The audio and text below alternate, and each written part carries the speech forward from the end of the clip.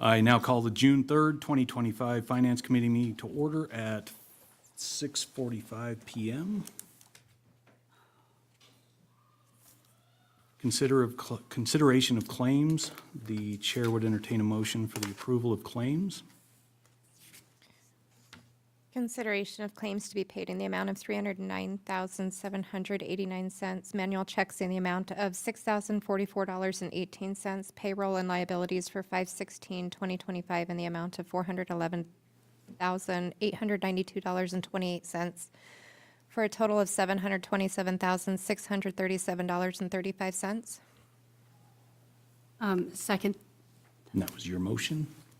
second that, sorry, I had the wrong one open. I have a motion by Councilwoman Johnson and a second by Councilwoman Pearson Lewis to pay claims in the amount of $309,700.89, manual checks in the amount of $6,044.18, payroll and liabilities for May 16th, 2025 in the amount of $411,892,000.28 for a total of $727,637.35. Does anyone have any discussion or questions for Director Harris? Do not. All those in favor say aye. Aye. All opposed, same sign. Motion carries. Director Harris, is there anything additional for the Finance Committee this evening? Mr. Chair, the only other thing I'd add is we will have one more Finance Committee run for fiscal year '25. So next one I would expect to be a large one. Perfect. And congratulations. And well done.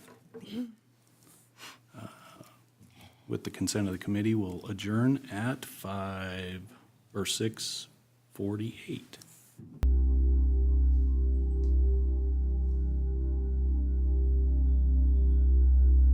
I call the June 3rd, 2025 regular meeting of the Riverton City Council to order at 7:01 PM.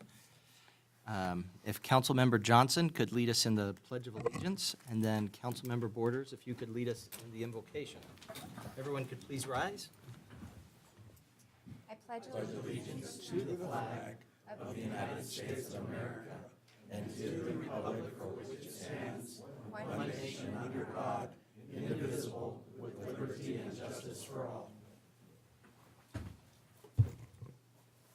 Dear Heavenly Father, we thank you for the opportunity to meet tonight. We ask for your guidance as we work together in our efforts to do what's best for our community. Strengthen us as we make tough decisions that are right for our citizens. We ask that you watch over our police and first responders who protect and serve us every day. Thank you for the many blessings that you bestow upon us. In Jesus' name we pray. Amen. Amen.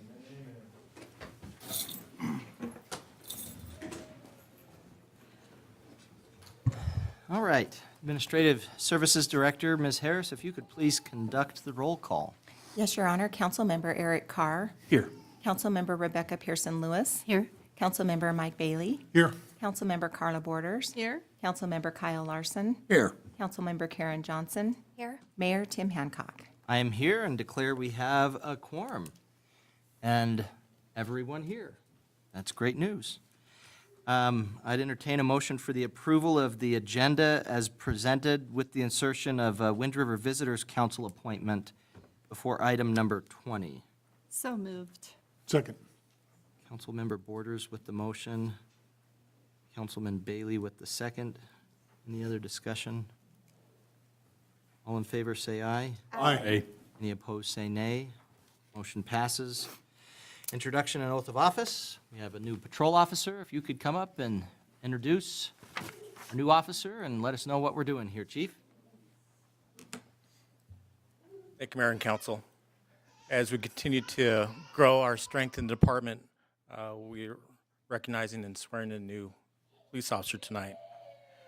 At this time, I'd like to ask Officer Amber McGuire and her family to please come forward.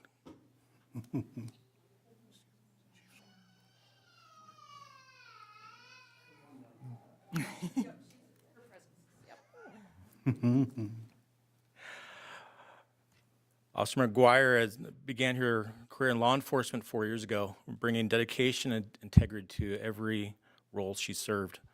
She's thrilled to join the Riverton Police Department and looks forward to making a positive impact in our community. She's known for professionalism, compassion, and strong work ethic. Outside of work, she's a proud mother of her 2-year-old daughter. Freya. Balancing family life and public service, she's committed to serving with heart and purpose. Now, Mayor, I'd like to ask her boyfriend, Rhett Rogie, to please continue our tradition of pinning the badge of honor on her. And then, Mayor, she's all yours to receive the oath. Thank you.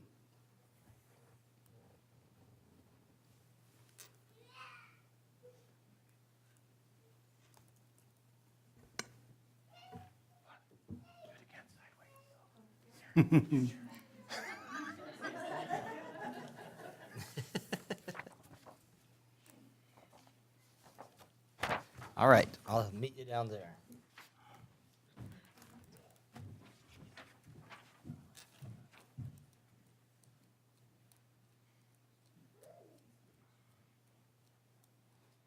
You've already sworn. All right. You raise your right hand. Repeat after me. After I say your name. Yep, I won't say your name. Got it? possibly. Okay.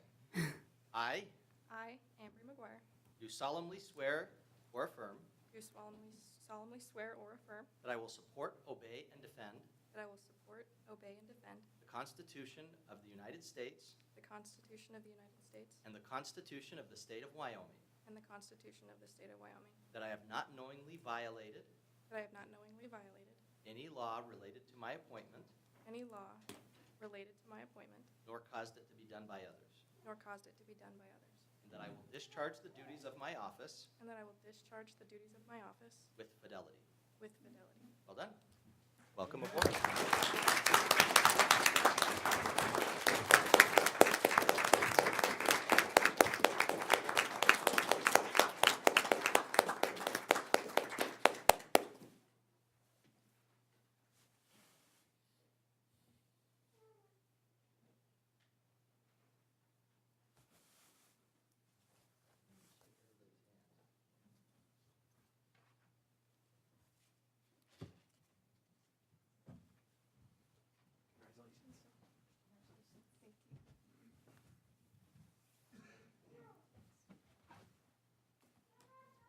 Yeah.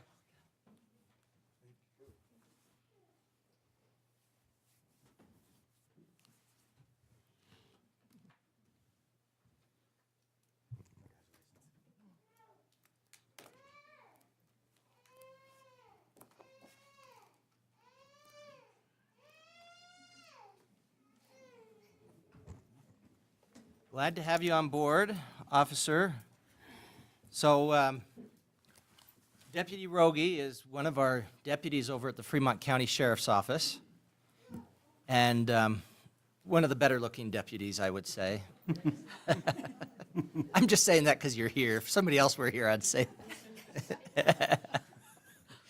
Anyway, and he has talked to some of the other deputies about this supposed girlfriend that he has elsewhere. And so when I met him at Walmart with Ambry, which, by the way, I'd forgotten about this until I met her the second time, he was telling, who was it that I was with at the time? Yes. He was telling the individual I was with at the time, yeah, so here's my girlfriend. She actually does exist. And it made me laugh. But then when I met Officer McGuire at my office over at the county attorney's office, Officer Nathakamara brought her by. She reminded me that we had already met. So anyway, it's good to have you on board, and we're very glad to have you serving in our community. So thank you for being willing to step up, and appreciate that your daughter is here and that she's excited too. That's great. She is. And don't ever be worried about kids making noise. It's life. If they got to step out for a minute, that's good, and they're fine. All right, next up, we have a retirement recognition. I don't know who would be retiring, but Mr. Butterfield, if you could tell us who in the world could be retiring on such an incredible day? With that level of mystery, do you mind if I approach the podium? Yes, sir.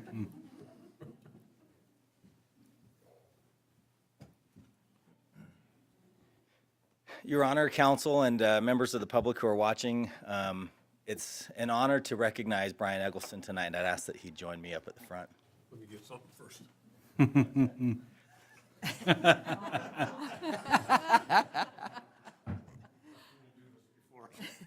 You sucker. You had to give me the whole box. Well, it's truly an honor to stand next to Brian and recognize him after a very good career with the city of Riverton. One that started a long time ago.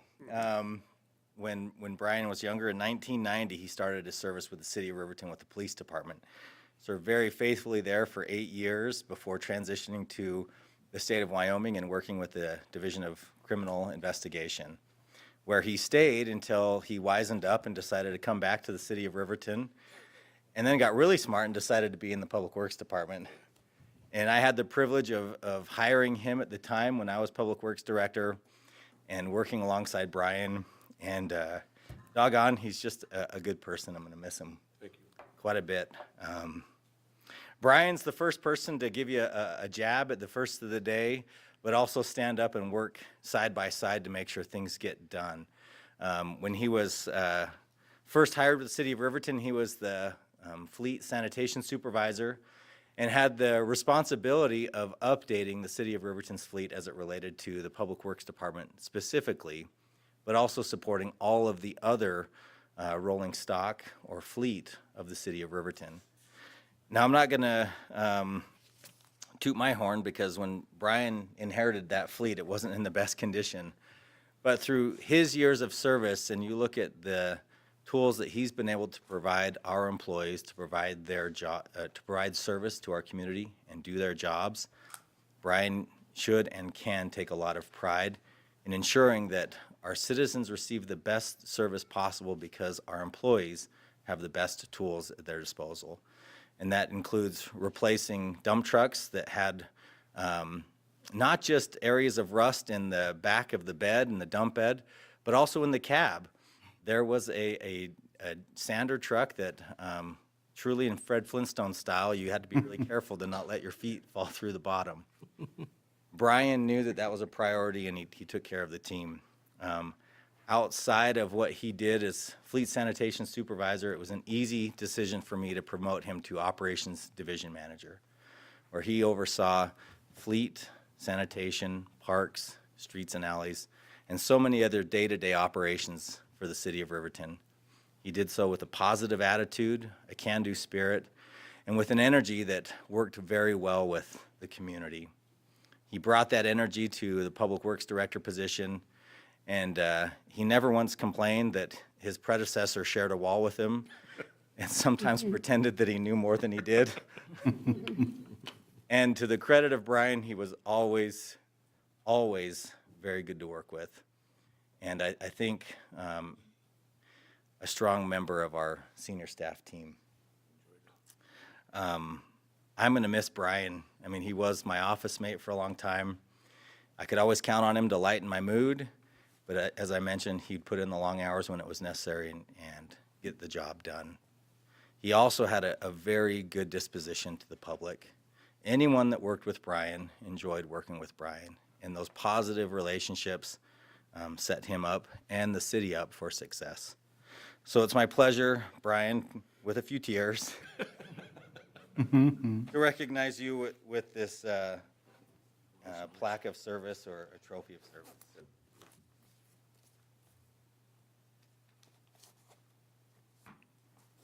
Hold it.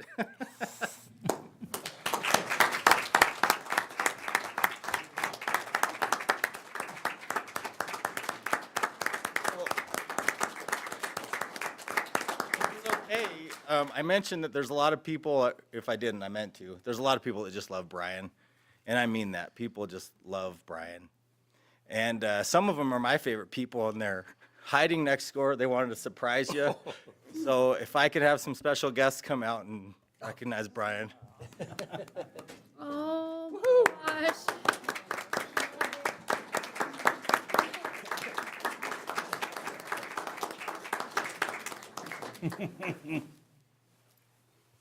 Oh. Oh.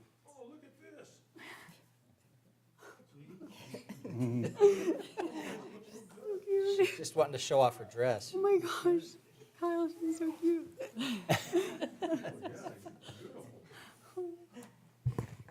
So every Tuesday or any other time when my kids came in, I'm glad that they would come to me first, but they immediately would go see Brian, give him a hug, tell him a joke, and make sure that they asked how his tractor was doing. So they wanted to give you a hug. So I know there's a few other members of senior staff that want to take a moment and recognize Brian, if that's okay. Absolutely. That was great. That is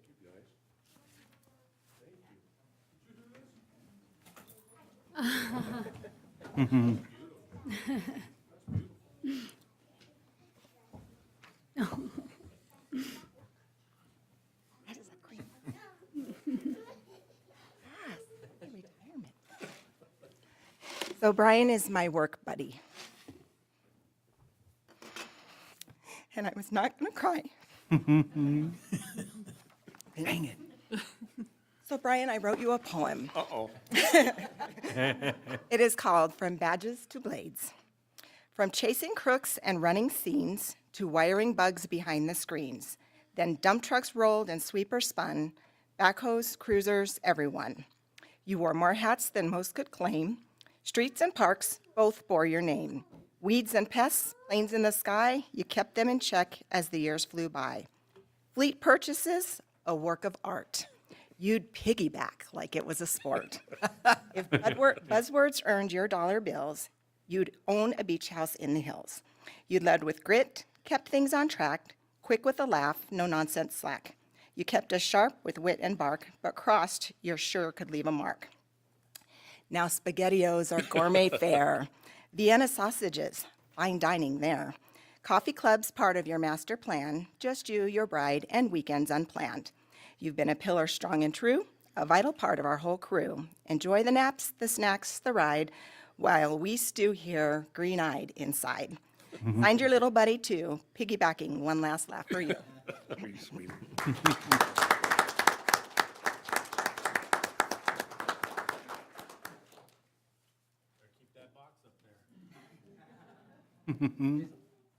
I guess just to explain a little bit, because Mia probably won't and Brian probably won't.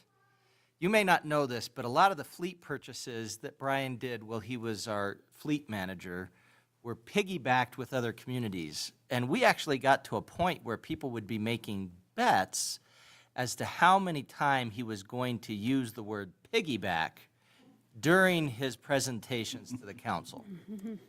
So that's where some of that comes from. Sorry, Chief. No, you're good. Let me get this out of here. Yeah, get it ready. Okay. Good evening, everyone. Today we say goodbye, not to a colleague, but to a living legend. Brian is retiring. Yes, it's true. The man, the myth, the municipal multitasker is finally hanging up his radio and his vests. Brian not only wore many hats, but many vests. He started off his career in a police vest, and after serving honorably, he changed to his public works director's reflective vest. Now, over the years, Brian has held not one but two jobs that most sane people wouldn't touch with a 10-foot pole. Police officer and public works director.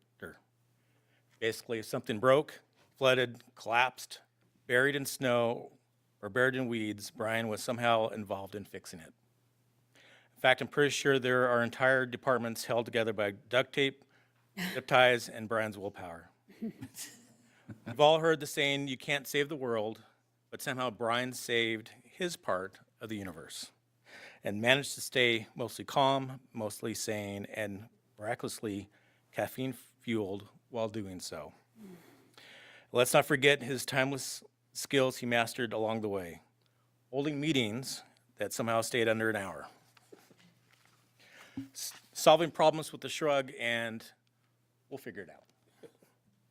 And of course, knowing exactly how to load speed loaders and the use of Morse code radios. But beneath all the jokes, there's one thing we all know for sure. Brian showed up every day, every challenge, every storm, every clogged storm drain, you name it. He gave it all and did it for the community and the people around him. I'm sure Brian not only had the typical cop nightmares, which is usually what we all have, is you're at the shooting range and the gun is empty, or firing your gun at the shooting range and the bullet barely comes out the bottom and lands on the ground in front of you. And he also had public works dreams.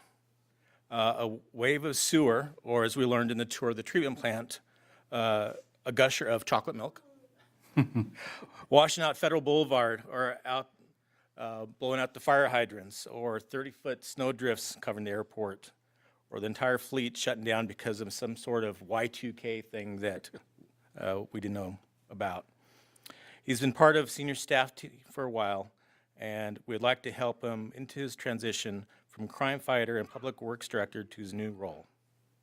To give him peace of mind and not to have a worry about it anymore, we want to represent our special gift, the gift of not having to remember his nightmares. I would ask for senior staff and participants to please help me with this presentation. We have secretly acquired a special MIB neuralizer to erase all those bad memories. I'll have you know that Men in Black came out in 1997, which is almost 30 years ago, and I think we all remember when it first came out. Thank you, our law enforcement hero and public works director, Brian. Thank you for making our part of the galaxy safer and a better place. And now, we'd like to start, and this is something we always kidded about in senior staff, to help Brian forget. Staff?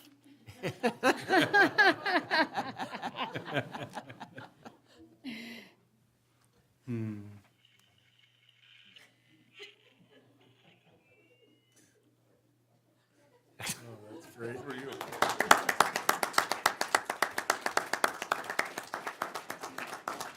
Now, before we leave, we want to introduce you to your new identity. Brian, your memory is a pleasant one. You have been employed as a car salesman, where you spent your early years as the DeLorean Motor Company salesman. Before transferring to the Riverton, Plymouth, and Saturn corner sales lot. You like drinking Tang in the morning, and if you're extra zesty, you'll chase it down with a cup of Sanka. Brian, retirement better be ready because you're going for it.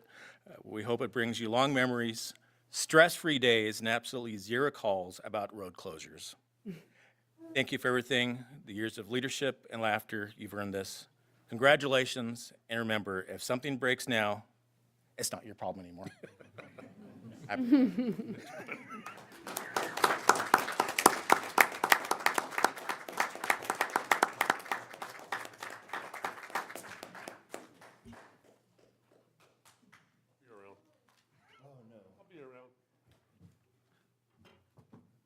Oh, your turn. Eggleston, Sir, yes, sir. it's been a really great 3 whole long months working with you. But it really has been great, and you're a great guy and a man of integrity. And so I brought you some golf balls so that you can enjoy many rounds this year and in the years future, more than one. Yeah, probably not enough balls. Yeah, first hole. Yeah. Hit them high and let them fly, buddy. Thanks, Gary.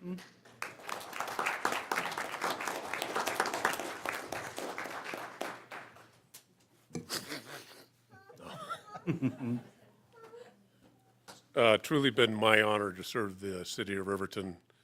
Had some of the best councils I've ever seen since I've started here. I've always been very supportive of all of their employees, public works specifically. I never really had to beg very hard for equipment. We always had the support of the council, and I don't foresee that ever changing. My senior staff teammates are hard to beat. And thank God they gave this to me early, so I can't divulge any of the secrets of this senior staff meetings. But There are many. But honestly, it's been a great honor serving the city of Riverton and the citizens of Riverton. That's why we do it. It's not about me, it's not about us, it's about the citizens, so.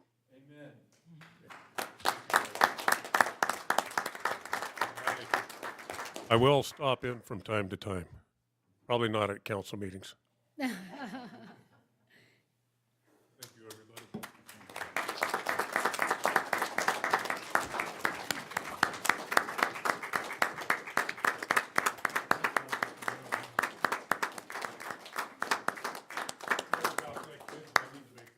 Yeah. See, Max, behave yourself.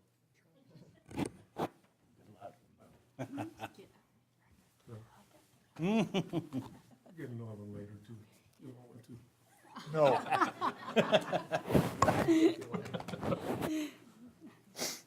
Thanks, I'll Carter. wrap my arms around your ankles now. Thank you. Enjoy it. All right. Send off. Good send-off, Brian. We could say on your last day you could leave. I've got work to do. But thank you, Mayor. So Brian and I have had the opportunity to work together for quite a few years. I first met Brian when he was working for DCI. They did a lot of different operations that I was able to work with as a prosecutor. And then when he left that and came on to as their fleet manager, that I was glad that I was able to just continue to work with you. Never ended. Never ended. That sounds almost like it's negative. It never ended until today. Went away. I know me. I've been enjoying finding old pictures of Brian, and maybe I'll share one with, like, on my Facebook page or something, or maybe I can send it to share on the city Facebook page. But there's a picture of Brian way back when. So there's one on the wall over at the police department when he was one of our officers. And I have one that I was able to find with him standing with then President Bill Clinton. When he came here, he was part of the security detail. So if you can imagine when Bill Clinton was president, how many years ago that was, Brian looked significantly younger. I don't know if you had any gray in your hair even. No, Yeah. I got all that doing fleet. Yeah. No, you had some with DCI. So I've really enjoyed working with you, Brian, and we'll miss you and wish you the best of luck. And I love the times that I've talked to you about retirement, times I've talked to you about like spending more time with your wife, and just how much you have indicated you're looking forward to that, the good relationship that you have, and I think you're going to be able to really enjoy being able to have that additional time with her. So, wish you luck. Thank you, Mayor. All right, now out with one, in with the other. Don't look back, right? We'd like to do the introduction and oath of office for our new Public Works Director. So, Mr. Butterfield, if you could introduce that for us. Yes, Your Honor. I'm very pleased as we have opportunity to go through a transition in the city of Riverton. And while we are definitely going to miss Brian, and one thing I meant to say that I didn't, but I tell you that the respect I have for Brian is pretty high, and one of the reasons is he worked hard straight up to the end, and I appreciate that. He got us through the budget, he represented his team, and didn't necessarily start slacking off as soon as he gave us his notice. In fact, he worked harder, so that's a testament to his character, and I appreciate it. So now we have to think about a transition, and while we very much value Brian and the footprint that he's put on the city of Riverton and the Public Works Department, we're very excited to see how things will evolve and grow under the leadership of a new director. We went through a national search to replace Mr. Eggleston, and I'm very pleased to announce that we had an internal candidate that outperformed in a very competitive hiring process. And we had several applicants that put forward a very strong presentation in their interview and strong candidacy. And it was nice to see that Mr. Tolman rose above, and he'll have opportunity now to lead the department. Brendan is another employee that I had the privilege of hiring. He served as the city engineer for several years and has made a huge difference when it comes to the utilities and the engineering for the city of Riverton. And I only can imagine the positive impact that he'll be able to make now as the Public Works Director. So, Your Honor, I know this is your privilege to swear him in, but his sweet wife Kira is here as well, and it might be nice to invite both of them up for this swearing. I think that'd be great. If you'd like to come up, Mrs. Tolman. You could do the oath too, I don't know. All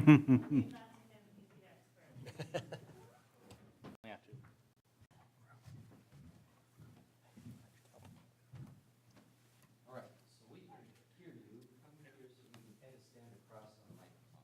Okay. All right, How's after that? I say, you need to say your name, remember, nobody else's name, yours. No false identity. Raise your right hand. Okay.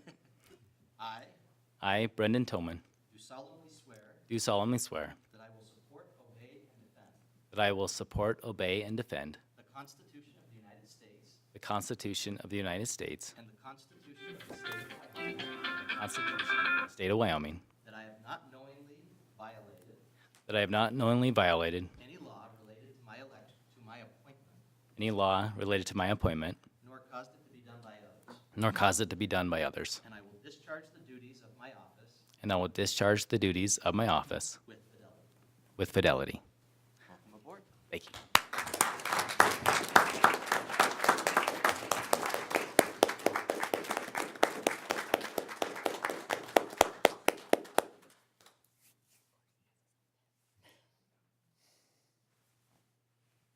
We'll only say one thing, hooray! Now you're like, okay, now. No, I still got work to do.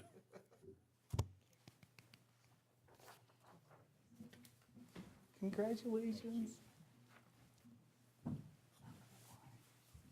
job, Raymond. Thank you.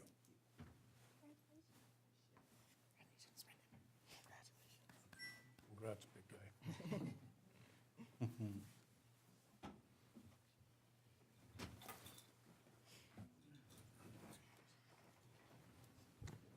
I was almost expecting a speech, but Ryan did so well, you're like, I don't. Look forward to working with everyone. Oh, good. That's a good speech. All right, council committee reports, council members roundtable. Go ahead and start with you, Councilman Carr. Thank you, Your Honor. I'll be brief. Obviously, I've been traveling quite a bit, so I haven't attended any meetings, but I did want to mention there will not be a planning commission meeting this week. They didn't have anything on the agenda, but for those in the audience that are interested, they hold those planning commission meetings directly after each regular council meeting, unless there's nothing on the agenda. So that's all I have. Thank you. Thank you. Councilwoman Pearson Lewis. Yeah, thank you, Your Honor.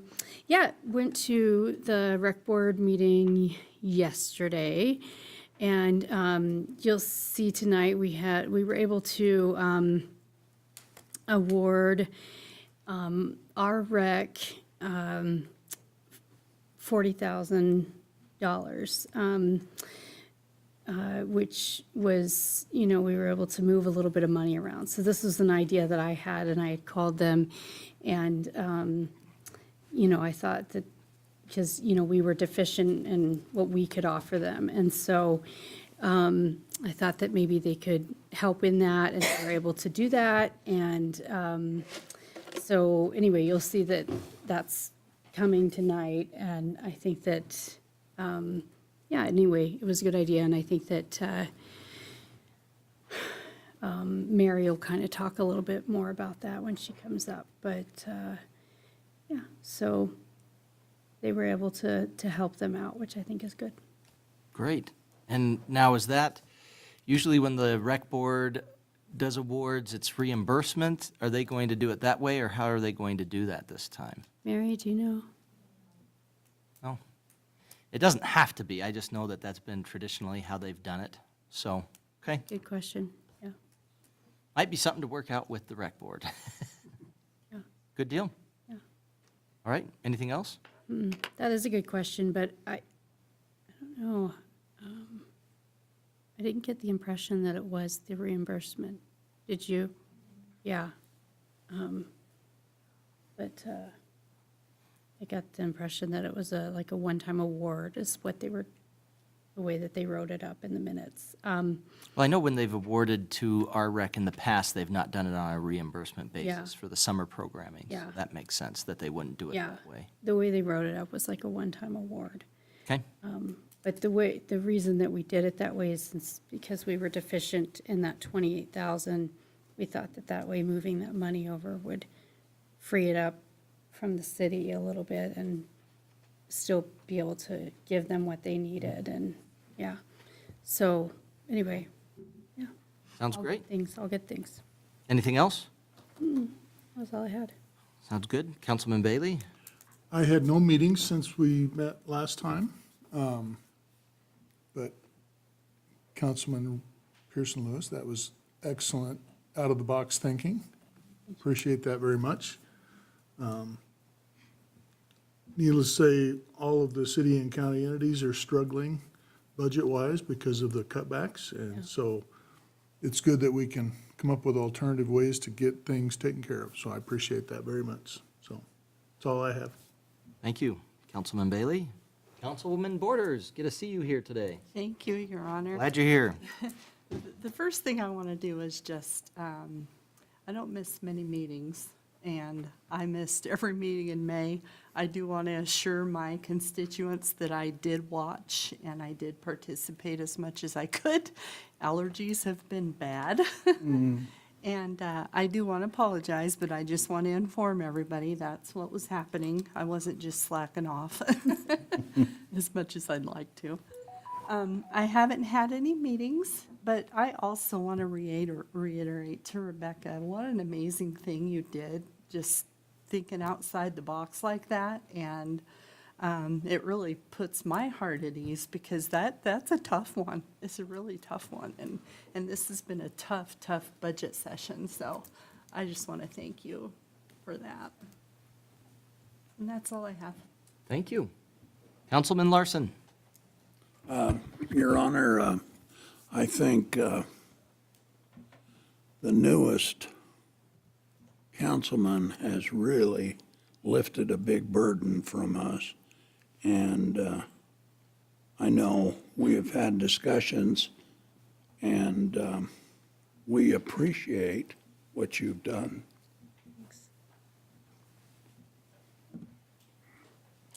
I have never received more emails on our rec than I have this past several weeks.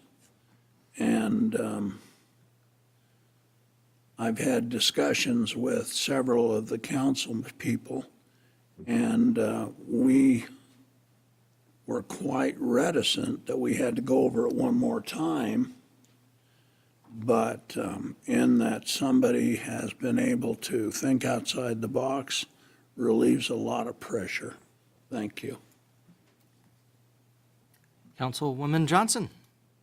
I attended no meetings. Instead, I vacationed the last couple of weeks, so I don't have anything to report on other than York, Maine is beautiful, Boston's amazing, and I enjoyed a much-needed break. And thank you. All right. Nice. Thank you very much. Appreciate it. All right, Mr. Butterfield, other than accepting retirements and all that. Yes, Your Honor, I do have a few items to inform you of. There is a Fix Our Road Citizen Committee meeting this upcoming Monday at 11 a.m. That meeting is open to the public, and as a reminder, the committee serves to help prioritize the use of the optional 1% tax, which goes towards the improvement of our infrastructure as it relates to roads, water, and sewer. Also would like to make aware that the mayor and Councilwoman Pearson Lewis will be attending the Wyoming Association of Municipalities Conference next week. along with some staff members. As part of that, you as a council need to designate your voting delegate for the annual meeting. I would propose, Mayor Hancock, that you serve in that role, and then Councilwoman Pearson Lewis serve as the backup. If that's the consensus of the council, I can submit that to WHAM, but would definitely receive your feedback if you want to have someone else serve in that voting role. Any thoughts? I think that works. Yeah. Okay. Okay. I know we've had years where we haven't had any elected officials attending, but, yeah, sounds good. Very good, thank you. Thank you, sir. As it relates to upcoming meetings with the city council, a week from today, the city council will meet to consider and potentially adopt the fiscal year 26 budget. Again, I appreciate the work of you as our governing body and also my peer staff members as they have worked for several months to present this budget.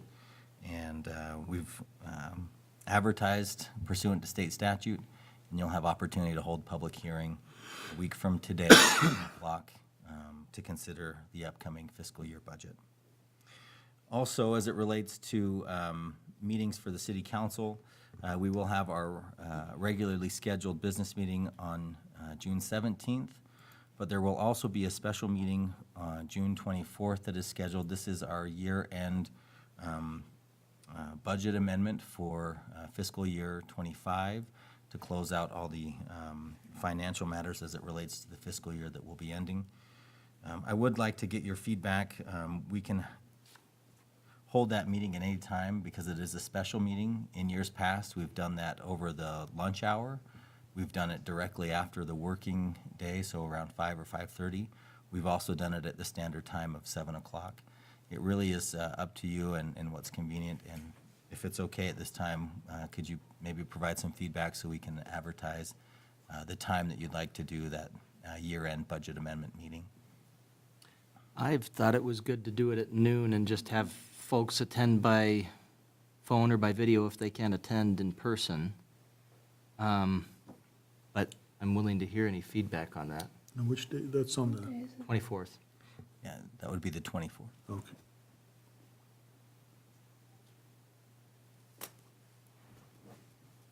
I'm available all day, Okay, so it works for me. let's do noon. Okay. I'm good with that. Make sure we call Kyle. Yeah, yes. Very good. Thank you, council. We'll plan for that meeting to happen at noon on the 24th. I also want to just make note that on the consent agenda is a replat for the Eastern Shoshone Business Park. While this is a standard replat, it's, I think, an exciting opportunity to see development happening in our town. There are several developments occurring, and this replat that's on your consent agenda facilitates that from a land use component as we see more development options at the Eastern Shoshone Business Park. To that end, tomorrow at 11 o'clock, those with the Riverton Medical District have advertised that they will have a public celebration for the work that they're performing for the construction of this new hospital. And so I know you as a governing body would be welcome to attend that, and wanted to bring that up to again highlight some of the good things happening in Riverton as far as development. And you see that throughout town. If you drive Main Street, you see some ground being broke for development. If you look at other areas of town, you see that as well. Finally, Your Honor, the police department is actively recruiting a second lieutenant position. This position will replace the captain position, which was recently vacated by the retirement of Captain Romero. Captain Romero is a good friend of mine. I respect him and want to say thank you for his service to the city of Riverton as he moves on to greener pastures. And as we spoke earlier, there's an opportunity to transition from the many good things that Captain Romero did to new avenues and horizons that will happen with this new lieutenant position that is currently being advertised and reviewed. With that, Your Honor, if it's okay, I'd like to yield the last of my comments to Mr. Eggleston. Thank you, Your Honor. As the chief flashed my memory, I forgot to take care of some business up here earlier during the presentation. If it wasn't for tripping over it, I would have not remembered it all. But the police chief is an avid collector of law enforcement mementos. If you've seen his office, he's got all kinds of law enforcement decoration inside the office. And as a parting gift from me to him to add to his collection, I wanted to give him the drive shaft off of one of his police cars that got broken.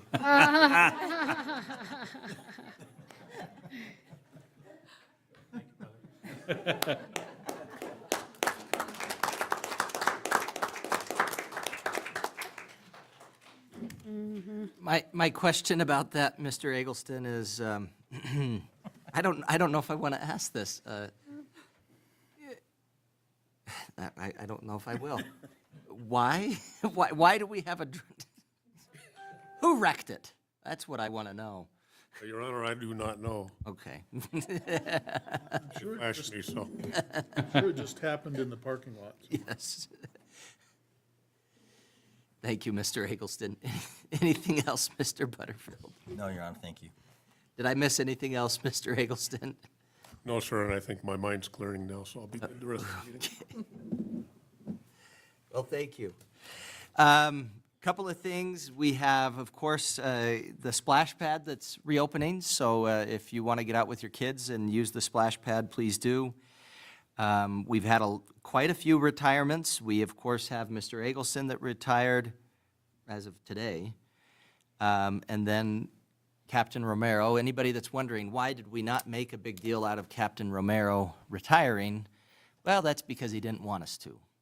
So if you're watching, Wes, we would have loved to have made a big deal out of you, but I want to express my gratitude for Captain Romero. I've been able to work with him over the last years, and I've found him to be very professional, just a consummate professional and someone who you can rely on, and I've appreciated being able to work with him and have appreciated his service to the Riverton Police Department. So if you see him, which you might, not in the police department, but if you see him, please express your gratitude to him because we certainly appreciate how much he has contributed to the police department and to the county. He's served in more than one police department. He hasn't just been here at the Riverton Police Department, but has served in other capacities and has always remained professional. And of course, Dave Paskett, who has been assisting with some of the passing along through the Community Development Department, helping out with that as an interim, and then continuing to help out as a, I don't know, special assistant or something like that. I don't know what you would call him, but he's been trying to make sure that Gary's ready to go and ready to serve in that capacity. And so Dave Paskett has, for the second time, elected to retire from the city. And we'll see if we call him back up from the reserves again for any help. He's been very willing to do that, and very much appreciate him stepping in at a time we needed him. And so appreciate him being able to get back with his wife and spend some more time with her. And then, of course, we had the Spragues that both retired just recently. One of our clerks at the Riverton Municipal Court, Susan, then her husband also retired, Bob, right? It took me a minute, his name escaped me. But we recognize their retirements just recently and appreciate both of them serving and appreciate Max being willing to step up and help out with the court clerk position as we figure out where to go next there. Last meeting, I spoke a little bit about Job Corps, and regrettably, since we spoke about that previously, there's going to be a pause on the contracted Job Corps services in the country. Our Wind River Job Corps is one of those, starting June 30th, which creates a lot of difficulty, not just for people that are working here, but for people who live there as students. Some of what I had discussed previously, the bill that was going through is actually a reconciliation bill, so it doesn't specifically defund the Job Corps or get rid of it, but is meant to be a way to have some of the, I guess, I don't know how else to put it, other than some of the complications and time that goes into passing a budget taken care of ahead of time, and then they go through and crunch the numbers. So the future of Job Corps remains in question after June 30th. The idea, of course, is to put a pause on things and then to reevaluate and see where they go. And that pause is consistent, I think, with what President Trump has said would be, his wish would be to completely defund the Job Corps centers around the nation. So I would encourage you to continue to reach out to our representatives in DC as this comes around when it actually gets considered as a budget item and as approving the president's budget. I think it would be wise to reach out to all of our representatives, including Representative Hageman, as well as our two senators, Senator Lummis and Senator Barrasso, if that's something that's important to you. I can say from my perspective, it is. The employees at Job Corps are a part of our community. Students at Job Corps have done very well at trying to help throughout so many different things in the community, and I think it's a good opportunity for them to learn and to grow, and it would be certainly something that would be missed. So from my perspective, I'm very discouraged to hear about the pause, as it's been called, but the fight isn't over yet. I would strongly encourage anyone in the community to encourage our representatives who really have the power of the purse. That's the way our Constitution goes. They're the ones that make the decisions about how money is spent. Encourage them to support Job Corps.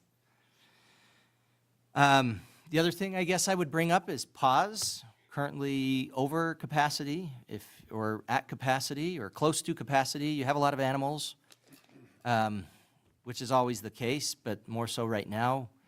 If you have the availability to foster or adopt a dog, please do so, or a cat, for that matter. Just would encourage support in that regard. We're very lucky to have their program here, and so I guess would encourage our community to be aware of that. If you have room for a dog or a cat, please reach out to PAWS. And the other thing I was going to bring up is the medical district event tomorrow, 11 a.m. It should be a great opportunity to participate. They're going to have a beam signing. Never been for one of those, so we'll see how that goes. Be aware of where they are, just over there at the Eastern Shoshone Business Park. I'm pointing in the wrong direction. Yeah, well, I mean, generally that way, not this way. So if you can attend, I think that would be a great opportunity to show support for the new hospital. That's it for me. Communication from the floor. I would encourage those in the audience who would like to speak to take some time now. If there's an agenda item for which you would like to speak, you could be given some time to speak during that agenda item. But if not, if you have something else that's not on the agenda you would like to speak about, this would be the time to do it. If you would speak either during an agenda item or not, I would ask you to keep your comments to 5 minutes for individuals. If you can, less than 5 minutes, just because we have a lot on the agenda tonight. If you're a part of a group, I would encourage you to keep your comments to 10 minutes. Ask you to address all comments and questions to me. That's just parliamentary procedure.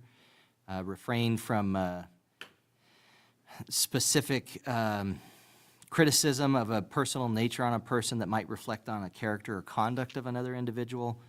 Name calling, personal ridicule, those sort of things. Would ask you also to keep your comments directed to the items under consideration. If you speak during an agenda item, anything that would be out of that topic would be out of order. Not that we're necessarily going to kick you out and make you wear a red letter or anything like that, but would just ask you to keep your comments to those. And I do time people, so if my alarm goes up, I'd ask you to just take a couple of seconds and wrap up your comments. But if there's anybody in the audience who wishes to speak now, please come up to the podium and tell us your name.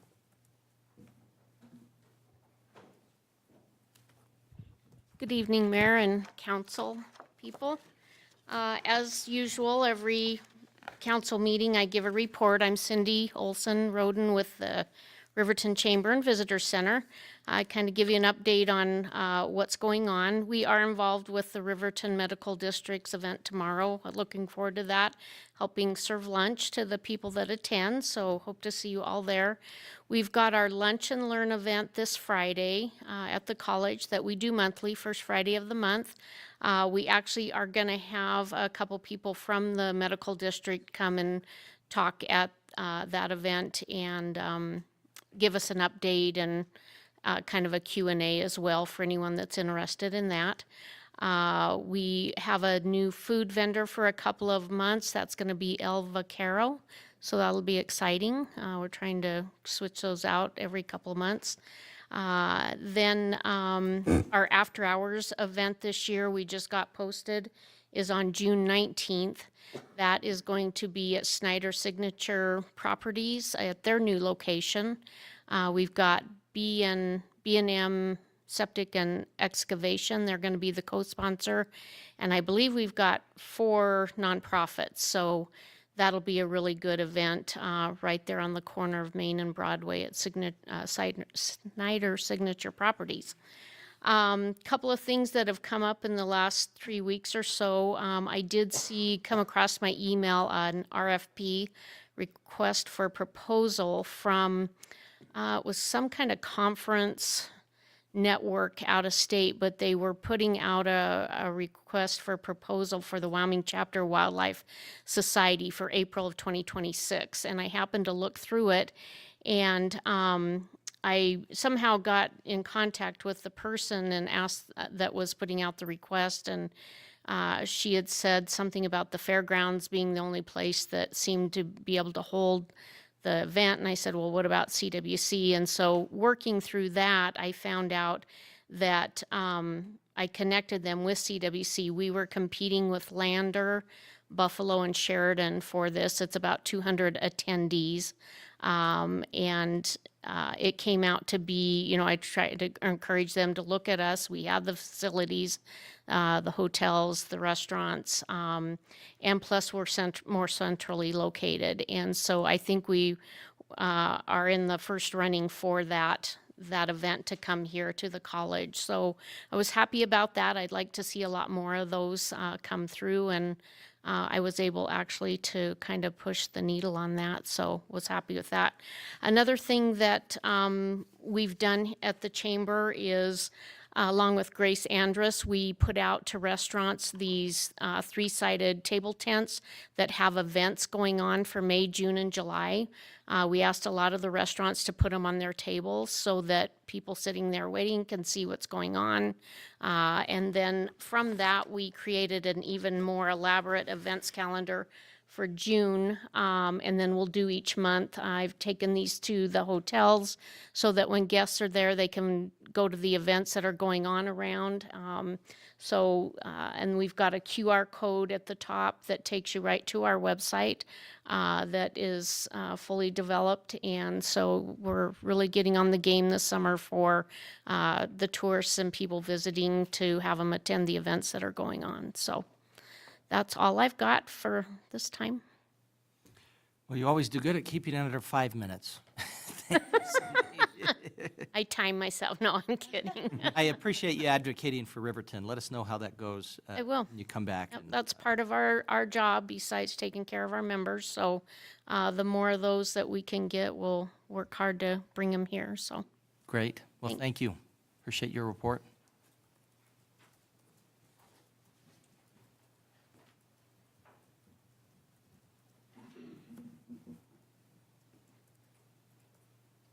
Good evening. Can you hear me? Yes, sir. My name is Andy Anderson. Does everybody know me? If not, get to know me. Anyway, I'm here in response to a request and would like to get some help from the city of Riverton. I'm representing the Veterans Hall that is being out of their building. They're moving again due to circumstances, and they need a building to move into. So I'm here to ask the city and the county to help us, to help them. We've got a lot of retirees a lot of veterans in this community that needs this building. Mr. Michael Higgs, who's standing in the background, he is the commander of the post at the current time. He is one of the veterans we are trying to help save. We have found a building. We're able to get the building, but we need some help with a little bit of renovation funding. A little bit of renovation funding. Needs a paint job, needs some cleanup, things like that. We're hoping, in essence, that you can come to see the facility, look at it, look what's available for, and what we can do to it. But we have so many veterans in this community that we need to help them as much as possible. I don't want to see, I would say probably 75 to 100 veterans who have no place to go find benefits. We have facilities in the area for the benefits from the government, which is Ellen, but most of the veterans in the community would rather go to veterans they know and find out the benefits that they're available for and the new benefits that are coming out. So with that being said, we want to update the building. We want to increase the community use. The building we're looking at, how many of you have been in the Oddfellows building? Mm-hmm. Ever been dancing in there? Okay, ever played bingo in there? Okay, racquetball. I mean, it's a great venue to have events in. So we're going to reopen that in that venue. We're going to put it together, clean it up, have country dances, bingo nights, you know, stuff like that. The community remembers that. Everyone we talk to about that, they oh, I used to go in there. Well, you know what? We want to bring that back. We want to bring some history in the community back to the community and let them utilize it. We have a lot of empty buildings in this community, do we not? We need to put something in there. So we're moving out of one building and into this building, which is going to give us the growth so we can bring more veterans in. We're going to try to bring veterans from Casper that are psychiatric venue, I guess it is. He used to drive a little white van that went around and talked to the crazy vets like myself. But anyway, so we're going to try to get him in there. We're going to try to open up a lot of doors for the veterans that aren't being affected right now. We want to have the veterans who are out there that are better to help the vets that they're coming in contact with in the streets. We don't have many homeless vets in this community at this time. It's warm. But in the wintertime, you're probably going to find a lot of them on the streets. We want to have things like a stand down. Does everyone know what a stand down is? Never had a stand down? Okay. What we do is we get the government to give away sleeping bags, blankets, clothing, toothbrushes, stuff like that, and vouchers for food and housing and things like that. We're trying to promote that program here, but we've got to get into this building. We just need a little funding to clean it up, to make it presentable, and move on. So with that being said, Mr. Michael Higgs, do you have anything you need to say? No, you covered it. You good with that? Yeah. I'm done. Thank you very much. God bless you. Thank you, Mr. Anderson.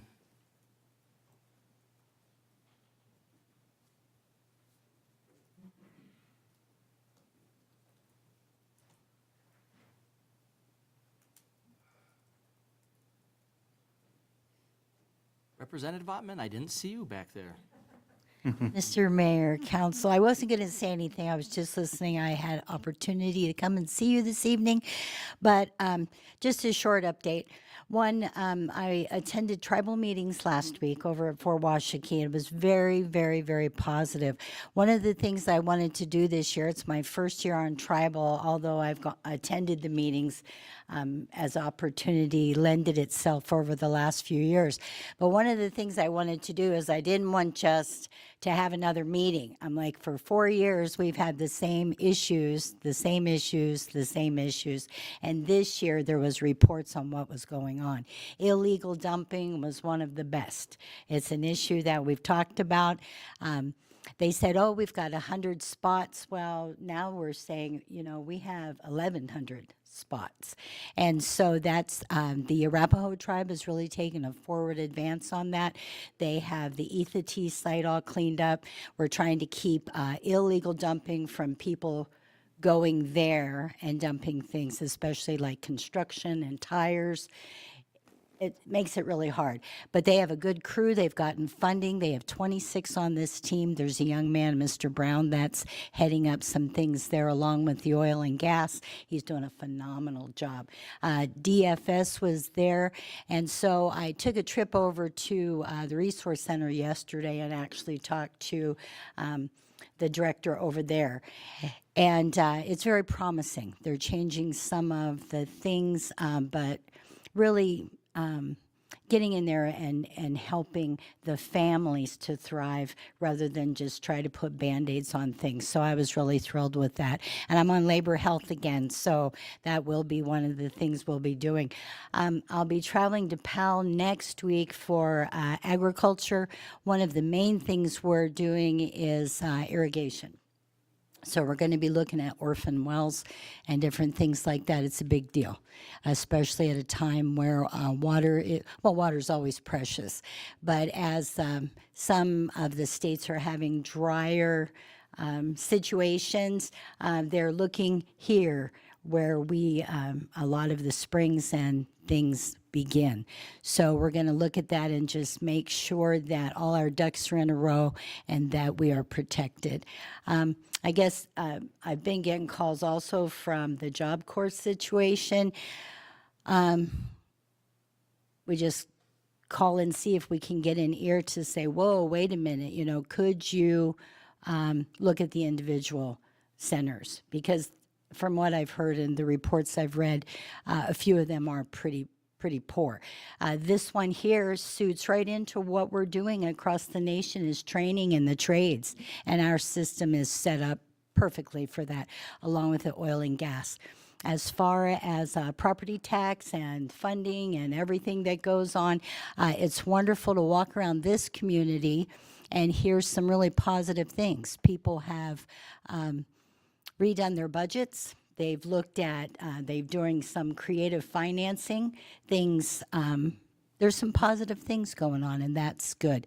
Also, our revenue committee for the legislature met today and tomorrow, and one of the agenda items, one of them is property taxes. So they're looking at that, so we'll be going into that. But other than that, that's pretty much what it is, and I just thought I'd give you a little update, and thank you for all that you guys do. And congratulations to everybody coming and going, and it's nice to see all this congeniality. It's wonderful. So, thank you, Mr. Mayor. Thank you. Appreciate you coming in, Representative.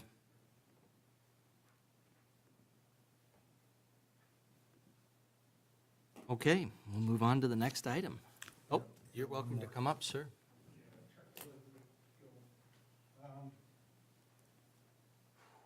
Pretty nerve-wracking, but I own the upholstery shop. My name's Bill Ward. I own the upholstery shop down in Monroe. I believe, Mr. Mayor, you were in my shop 6 months or so ago, around there. It's okay. I don't keep track of those deals. This is a really big deal that I should take notes to remember what I've got to say, because I got a bunch to say, but I'll try to say it in 5 minutes pretty quick. The Job Corps that just closed affected me personally with the shop. We just had mid-contract, it wiped out from underneath us. We had lots of material cut. We were using the kids there to do the finishing on the arms, so it was a really hard gut check there. Not for the money-wise, but for the fact of somebody like Job Corps helped us help them. So I almost feel like it's really lucky to be here tonight with the trade-off of you guys in the deal, because I've got an alternative to the budget, or to whatever budget you guys have for spending money, that I'm getting ahead of myself. Like I said, when I get to 4 minutes, tell me and I'll start winding it down. But I've done business.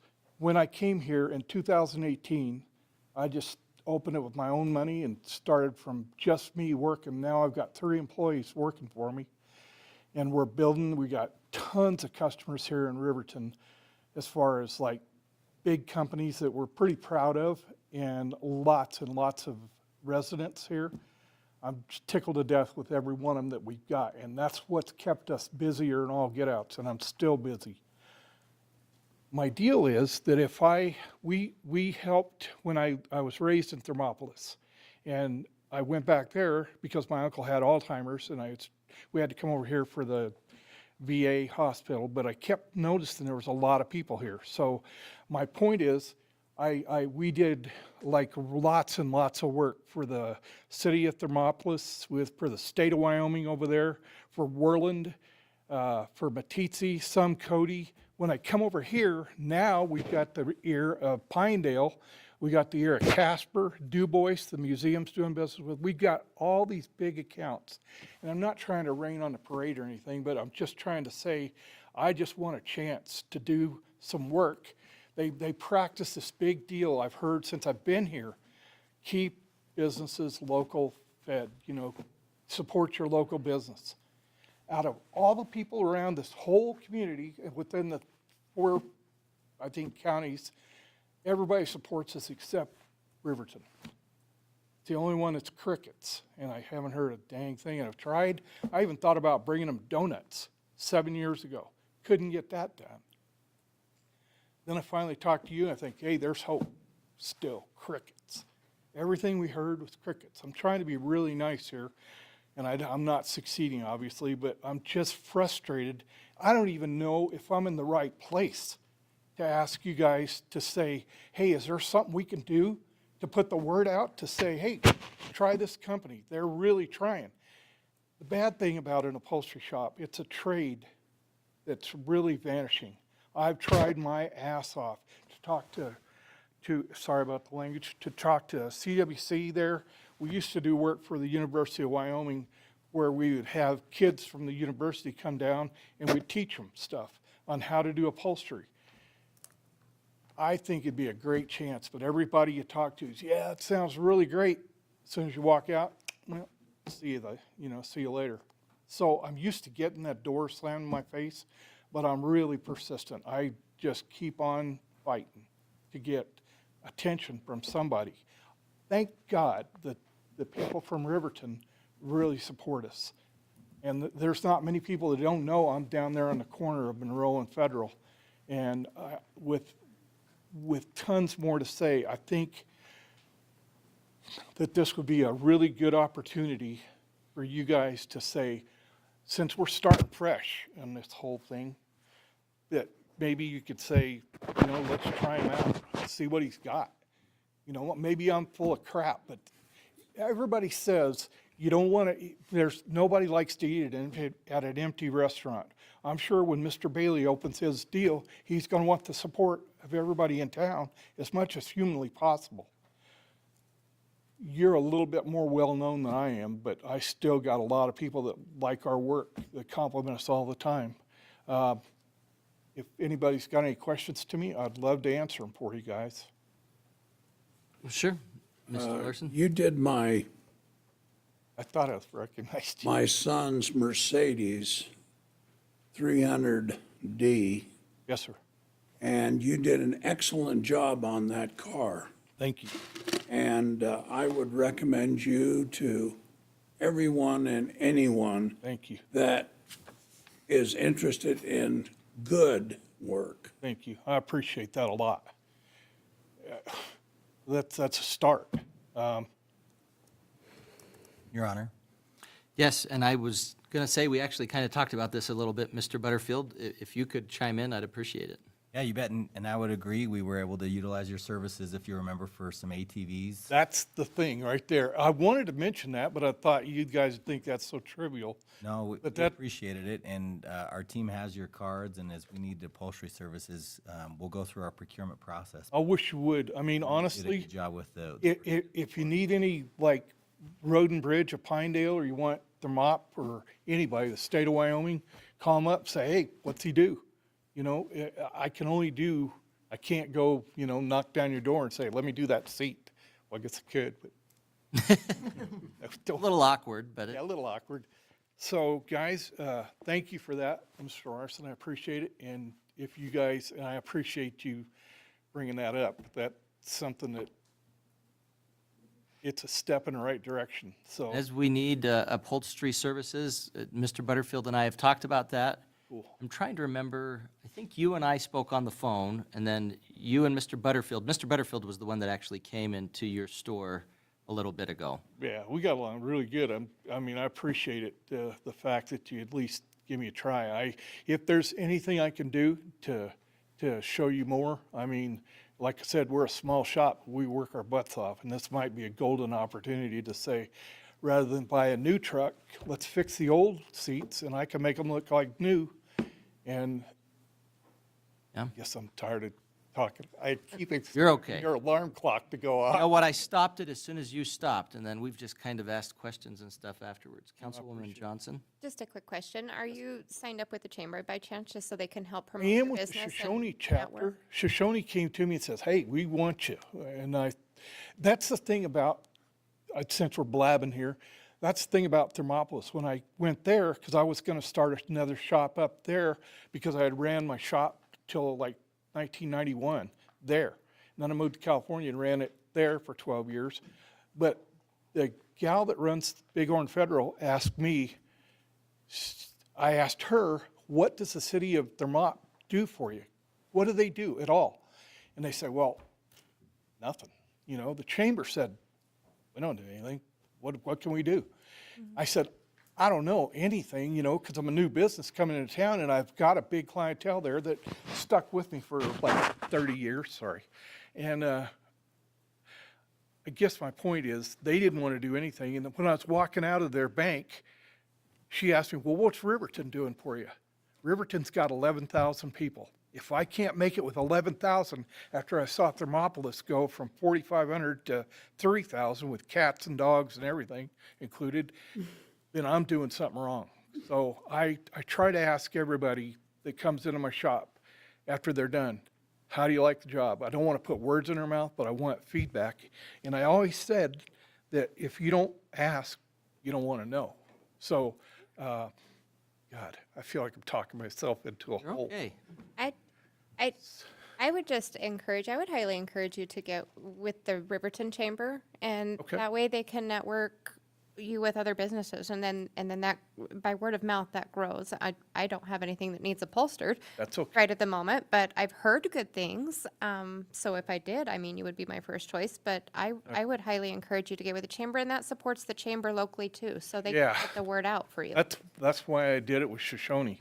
I mean, I've got a shop in Shoshone that's like, just like a satellite shop for my business, but I'm buying a place, so I got to put up a sign there, but I don't want to move there.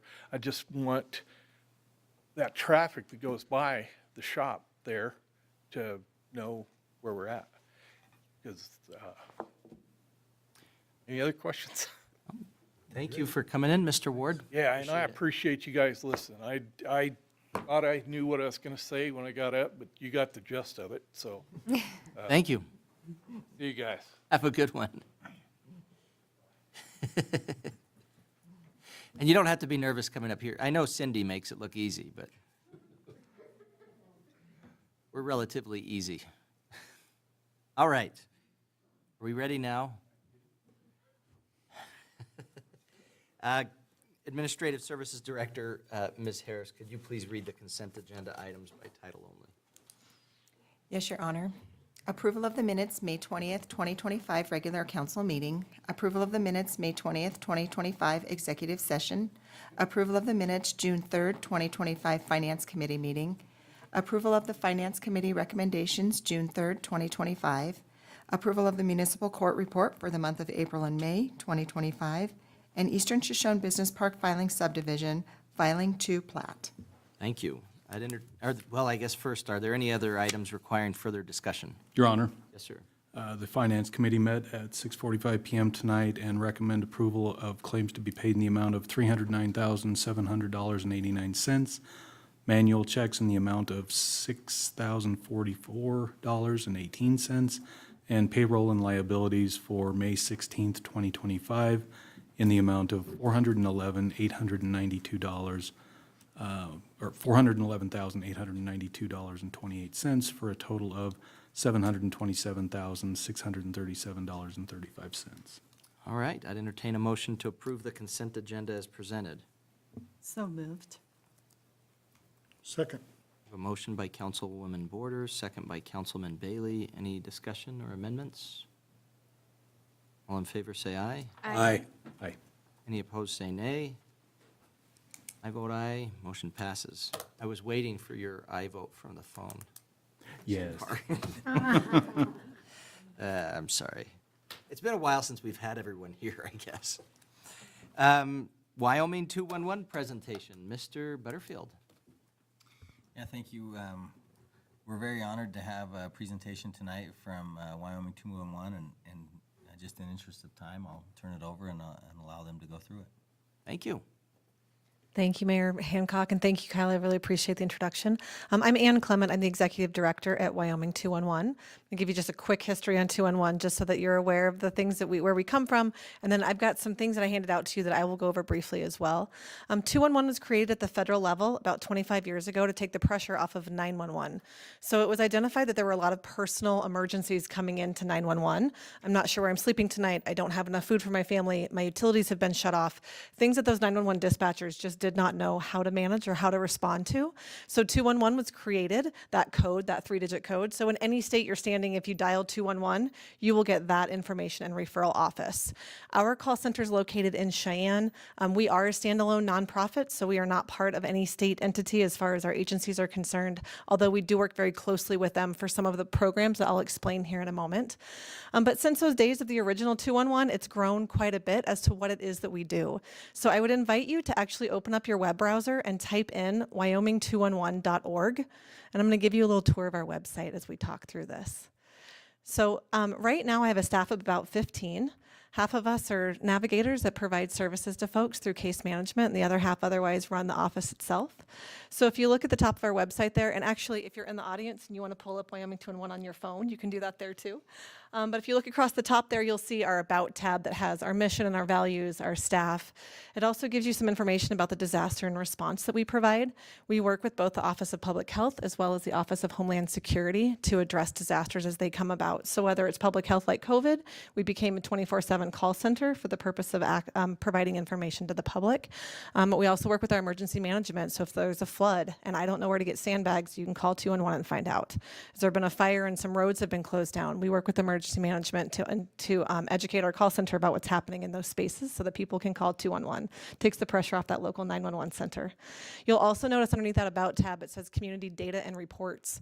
If you click on that, it will take you to a page where you can drill down to your zip code, to your legislative district, to your county, in particular needs that we get calls about. So if you'd like to know what those trends are at your level and your district and your county and your region, you can do that right there from that county data and reports tab.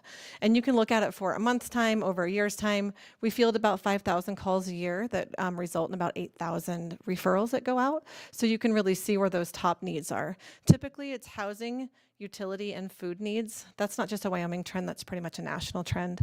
But you can see some of the other things that we get calls for through that community data and report section. The next thing you'll see across the top there is our programs and partners. That'll go to those brochures that I passed out to you there. Our programs and partners, some of them are things that we actually administer ourselves. So our ADRC is our first one there. It's our Aging, Disability, and Resource Center. That is a service for anyone over the age of 18 living with a disability that does not raise to the level of a DD waiver. So essentially somebody who's having challenges living on their own, but they are otherwise an adult and living on their own, we can help them navigate what that experience looks like. That also is a center for anyone over the age of 60. So as we find we're having concerns as we age with mobility or with cognition, we're providing care for our loved one. I think a lot about our sandwich generation. I'm raising kids at home. I've got mom and dad that I'm worried about, but I'm working a full-time job. I don't even know where to start to talk about long-term care and insurance and all of the rest of it. Our ADRC is a great place to turn.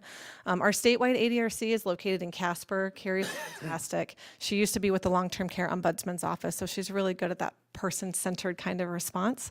But we actually also just hired an ADRC specific to the Wind River Reservation. She just started with us yesterday. She'll be in training with us for a month, and then she'll spend about a month out in the community identifying what those needs are that we can best assess and address. And then she'll be in the community early August, working with individuals in direct contact for that case management for those aging and disability to better support our elders.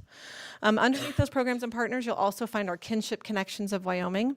This is one of my favorite programs. We actually have national accolades for the work that our case managers do there. Kinship Connections is for families raising kiddos that are not biologically their own. Most of the families that we serve are grandparents raising grandkids that they were not expecting to have custody of. You can imagine a traumatic event has led up to that situation. A parent has been incarcerated, a parent has passed away, a child has been removed from the home because of abuse or neglect. We help them navigate that transition, and then we also even have funding earmarked to help them pursue guardianship if that's what's deemed appropriate for that family. So if you notice on our Kinship Connections, you'll see a picture of one of our navigators actually at court with the family that she's there advocating on behalf of their situation. So our case managers really do hold hands all the way through that situation, anywhere from 3 to 6 months until that family is on their feet and ready to move forward on their own. Another program that we administer is our CommuniCare, which is that green brochure that's there for you. That's our community information exchange. A community information exchange is not unique to Wyoming. We have coined it CommuniCare because it sounds cute and it's kind of fun and catchy. But essentially it is an electronic platform that allows medical providers, behavioral health organizations, and community-based organizations to communicate with each other through multi-directional electronic referrals. So it's kind of like a care coordination team that's virtual, except there's real people attached to the backside of it. So through consent of the patient, and only through their consent can this team be built. But essentially someone will go to a doctor's office or to a community-based organization, and in conversation or through a screener at the doctor's office, it's noticed that they have all of these presenting needs, but that one agency that's communicating with this person doesn't do all of these things. So instead of that person at that agency giving this person in crisis a list of places to call to handle their own problems, this allows us to create a care coordination team around them, so they're not having to re-traumatize themselves by telling their story over and over again, and they actually are going to have that closed loop experience where their needs are met and we can track the referral and the outcome.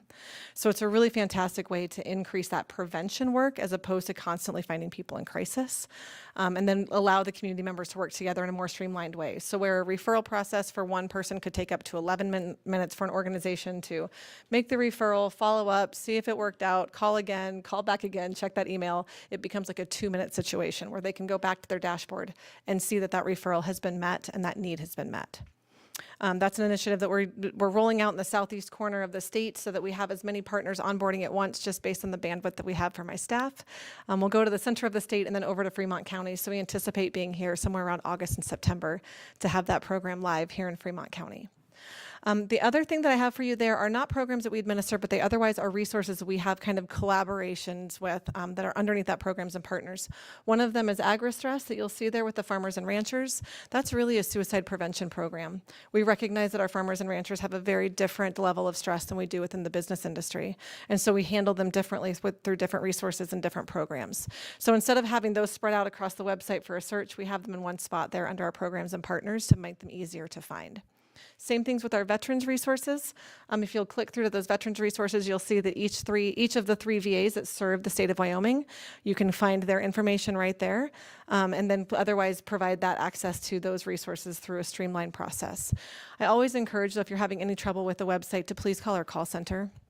We are Monday through Friday, 8 to 5. We don't have funding to be 24/7, but our navigation staff is extremely well adept at finding those resources in our database, and they are also extremely caring, and they really will work through issues with folks until they get to a resolution. So our database itself is 3,080 resources deep as of this morning, so we're growing it every day, which we're pretty proud of. If you think about the number of resources, those are only in Wyoming. Those are Wyoming-specific resources. So why would I use your search engine instead of Google? It's because they are Wyoming-specific resources. They're vetted by our staff. They have to be in good standing with the state, and the only time a for-profit entity is in our database is if they provide a service that is necessary that a nonprofit entity isn't already doing in that same area.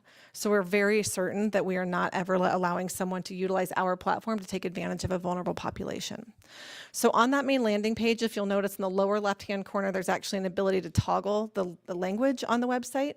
So there's a selection of, 7 or 8 languages on there. So if you're working with someone someone who speaks primarily Spanish or French or German or Russian, you can actually change the entire website over just with a click on that little corner there. And on the right-hand side, you'll see a visibility adjustment so that you can read it. You can change that so that the text is larger, so that it's in a dyslexic feed, so that if someone with dyslexia is utilizing the platform, they're able to read it better. So there's some different ways that we can accommodate people accessing the website.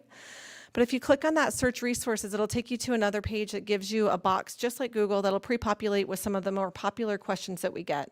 I'm in need of food, I need utility assistance, some different things that will prompt questions. But you can type in anything, type in the word food, and you can leave the city and state open, or you can add something in there. You can put in Riverton and then hit that search button, and it will give you back the answers to that search. And you'll notice in each one of those profiles that comes up below hand, there's an opportunity to view details. If you click on that view details, it'll take you to an open page for just that entity itself. And you can see all of the different tags that are associated, which are the services that that entity provides. That goes along with that giant taxonomy guide that I gave you. So that taxonomy guide that we created was actually, my database curator had that as a desk guide for herself, so that when she was onboarding new agencies, she had a quick reference for what are the most commonly used taxonomies for the agencies that provide services.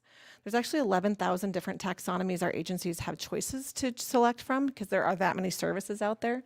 But because we had such a perception of, oh, Wyoming 2-in-1 is really just about social services, or it's about filling out an application for something, I really wanted to highlight for all of us, and all of us on the front line and all of us that are consumers, that there's so much more there. It could be about anger management classes. It could be about tax preparations. So there are programs that will help you with your tax preparation. It could be about grooming items. Like, there's a lot of things that you can find through our database. So if you'll notice on those individual profiles, you'll see all of those services that are tagged there. That's what's available at that location. So we work with our agencies to update it on an annual basis to ensure that everything in our database reflects things that are currently available, and otherwise reflects the services that are currently being provided. I know when we talk about funding, Mayor Hancock, when you brought up the Job Corps, we of course are in that same space of trying to work with our community partners to understand what programs are going to continue forward, especially after the 1st of July with the funding and that federal fiscal year calendar coming up for a lot of our partners. So we do our best, but we also always ask our community partners to let us know, is there something that you're aware of in your community that you're not finding in the database? Or you went to search for something and you just couldn't find it, and maybe it's because that service they provide, we don't know they provide that service. We need to update their profile to reflect it accurately. So we always ask that the database be a two-way street, because we certainly know it isn't perfect, and boots on the ground are our best connection to understanding what's happening at that community level, so that we can better support you. So I know that's a lot of information in a short amount of time. Mr. Butterfield has my contact information, so I would encourage any of you to reach out to me. If you have civic organizations that you work with, or faith-based organizations that you are a part of, I would love to come in and educate everyone there too about 2-in-1, and just help people better reach those resources that they need, so we can catch them in those early stages in prevention when they are still very, very self-sufficient and they just need a little extra help. That's a lot of the focus that we do for the work that we have. I'll stand for any questions. We're still just in shock because you gave so much information in such a short amount of time. It is a lot of information. You can imagine I've been invited to like 15 minutes of a lot of meetings in the last 6 months, and so I've got it canned pretty well at this point. Practice in the mirror, or how do you get that? She Well- did that all without any notes in That's front of what her. That's why I like to do the website tour, because honestly, like, I know exactly the way how our website is laid out in my mind at this point. And so I can click through the tabs in my mind. Oh, the last one I'll tell you about is the provider tab. You can go in there and find marketing materials. So you can order any of our marketing materials. I did. I'm glad you brought it up. Any of our marketing materials. We have a variety of posters. We've got a great catchphrase. You call 911 when your house is on fire, but you call 211 when your life is on fire. So whatever that particular crisis is that life is presenting to you, we likely have a service that can help support you through it. But there's also an opportunity there to send us a notification about a service. So if you've come across something that's incorrect in the database, or a new service that's in town, you can actually just submit that form right there to us. We are available through text as well. I know a lot of our younger generation would prefer prefer not to talk on the phone, you can actually text 898-211 and you'll be connected to our call center staff. So you do get an AI bot response initially that just asks what your age and your county is that you're reaching out from, so that we just know what resources to pull for you. And then beyond that, you're speaking directly with our call center staff via text. So there's a lot of different ways to connect with us. And when you're on providers, you can click on Add Agency if you have an agency that provides services that you'd like to add. Absolutely. I know when we had someone come from 211 to speak to us, 2 years ago, maybe even longer than that. Part of what I felt like when I went in and looked in Riverton, I did not see that much. But as I've gone there now, the Help Center, for example, is up there. A lot of our nonprofits locally are up there. Let me just try to plug in animals. Just curious, because we have pause people sitting in the front here. I don't see you listed here. You should hop on our website, send us a notification. I love it. I love it.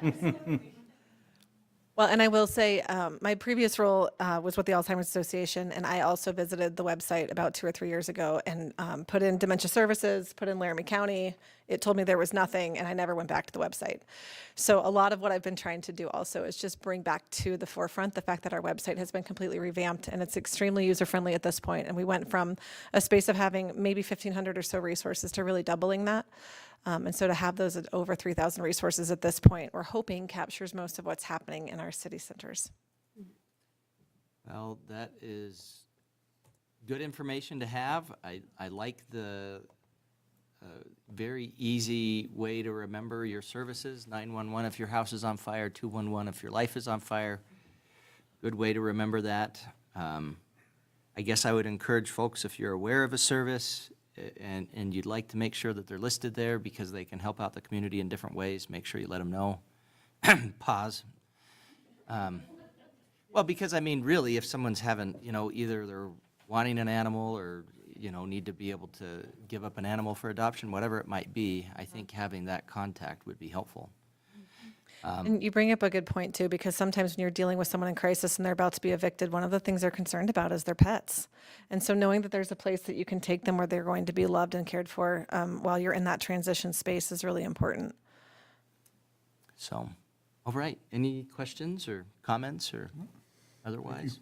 Thank you. Thank you. Thank you very Thank much. you for visiting with me at WHAM. Yeah, Appreciate absolutely. it. It's nice to see you again. Thank you for Thank you coming very by. much. All right. We're at 8:30. We don't have a ton, but we do have things that could take some time. I would suggest we take a 10-minute recess right now and come back and finish up at the Spruce Street Bid Award, which is the reason why you're still here today.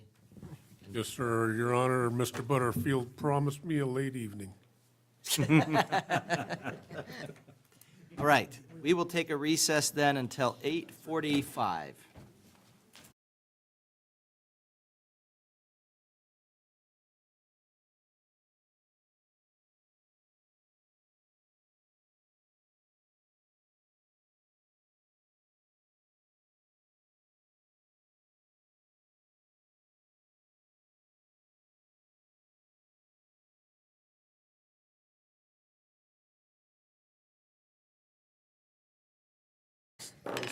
We are back in session at 8:46 PM, a little bit later than advertised. Next on the agenda, we have the bid award for Spruce Street. We'd like to get the report from the Public Works Director. Thank you, Your Honor. For you tonight is a bid award, potential bid award for the Spruce Street Utility Replacement Project. We'd like to award that bid to Bornhoff Construction in the amount of $897,014. This project replaces 1,344 linear feet of sewer pipe, around 1,810 feet of 8-inch and 6-inch water line, 165 feet of 10-inch sewer or storm pipe, and it also replaces 3 fire hydrants in that neighborhood. and actually spaces them per code now. We had two bidders on the project, 71 Construction and Bornhoff. This project is partially funded through a $360,000 mineral royalty grant we received earlier this year, and the remainder, $538,000, would be coming from 1% funds. I stand for any questions. Thank you. I'd entertain a motion to award Schedule 1 of the Spruce Street Utility Replacement Project to Bornoff Construction in the amount of $897,014. So moved. Second. Motion by Councilwoman Borders, second by Councilman Bailey. Any discussion, questions? Okay. Thanks for getting the grant. All in favor, say aye. Aye. Any opposed, say nay.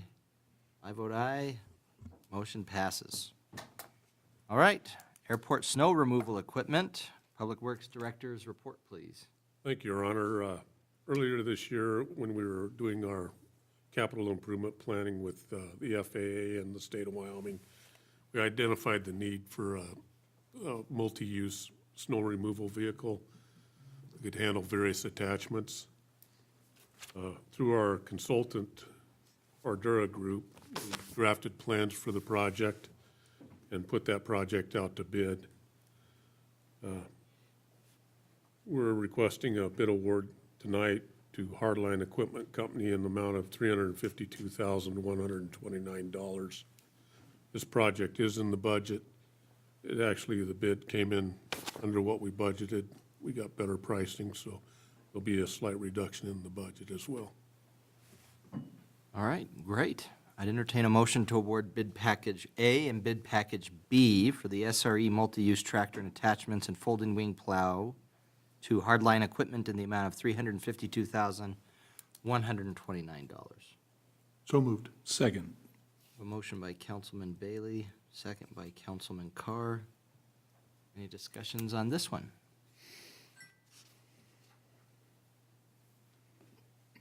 All right. All in favor, say aye. Aye.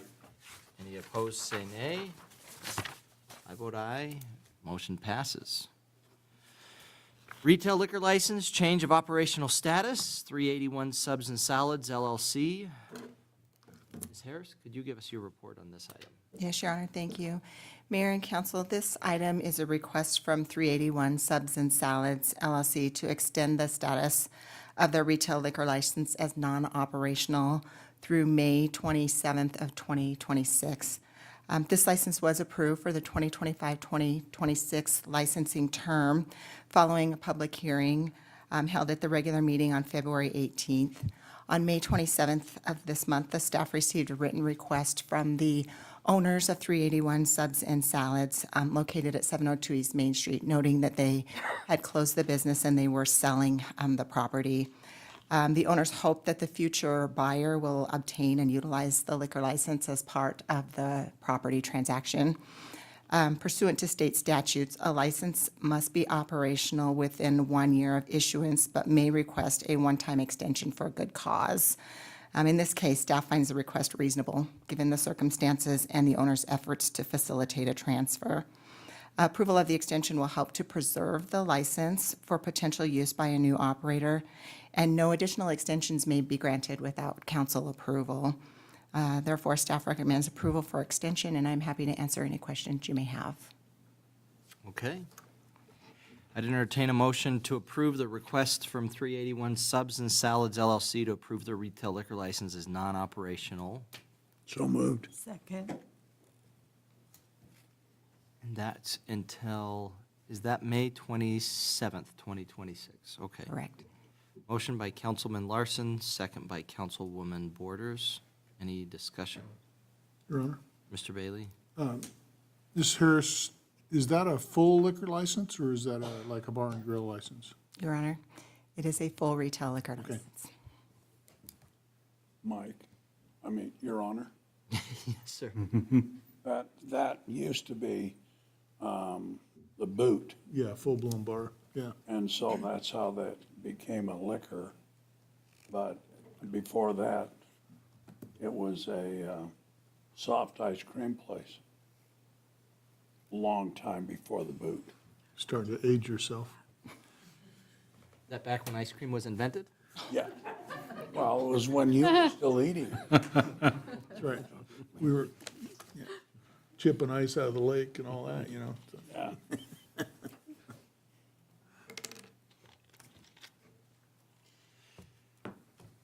Yeah. Any other discussion, comments, or questions, smart aleck remarks? Comments about how old Councilman Larson is? All are welcome. Old enough. All in favor, say aye. Aye. Aye. Any opposed, say nay. I vote aye. Motion passes. That's regrettable. Very, yes, they were a very good business in town. I had gone and eaten there twice. It was fun. It was a good place to be, nice atmosphere. Yeah. Too bad, I mean, Yeah, they did a beautiful job restoring that building. they really did. Yeah. It looks very nice. All right. Next one, retail liquor license change of operational status, SANDERI LLC. Ms. Harris. Yes, Your Honor. This item is also a request from SANDERI LLC, doing business as a Sundowner Station, to extend the status of their retail liquor license as non-operational through August 27th, 2025. This license was approved by the council during the public hearing in February. However, on February 20th, the staff was notified by a compliance officer with the Wyoming Liquor Division that the establishment was reported as permanently closed during a local site visit. The staff contacted the license holder, who confirmed the lounge has been closed since September of 2024. The licensee has stated that they're in the process of negotiating a transfer and requested an extension under statute, which allows, again, one non-operational extension per year per term upon showing a good cause.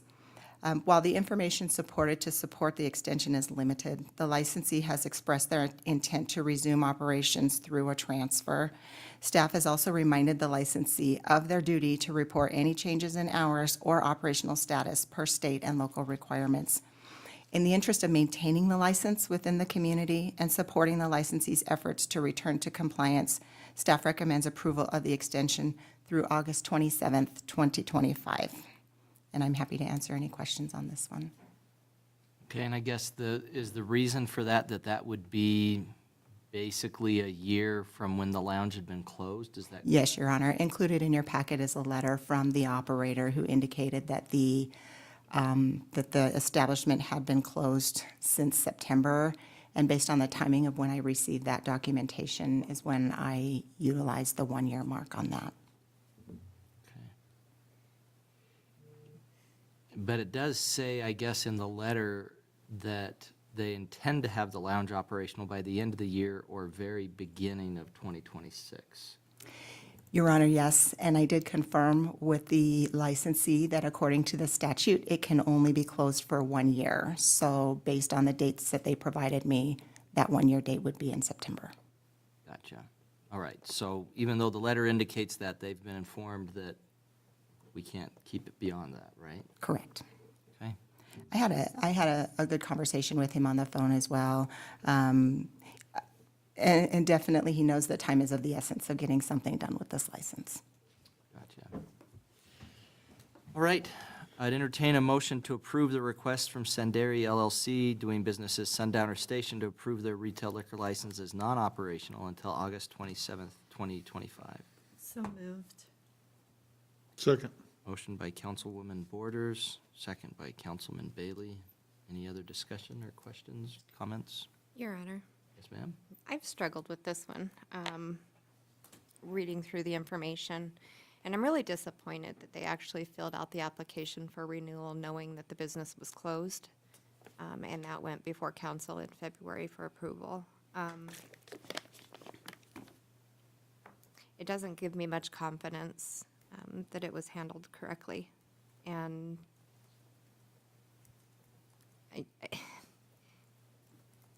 I spoke briefly with staff regarding this one before the meeting, and I believe 33 licenses is what the city currently has, and that's 3 more than what we need. And whereas I don't see it's been generating any revenue, and it hasn't really been missed or noticed that they've been closed, I'm reluctant.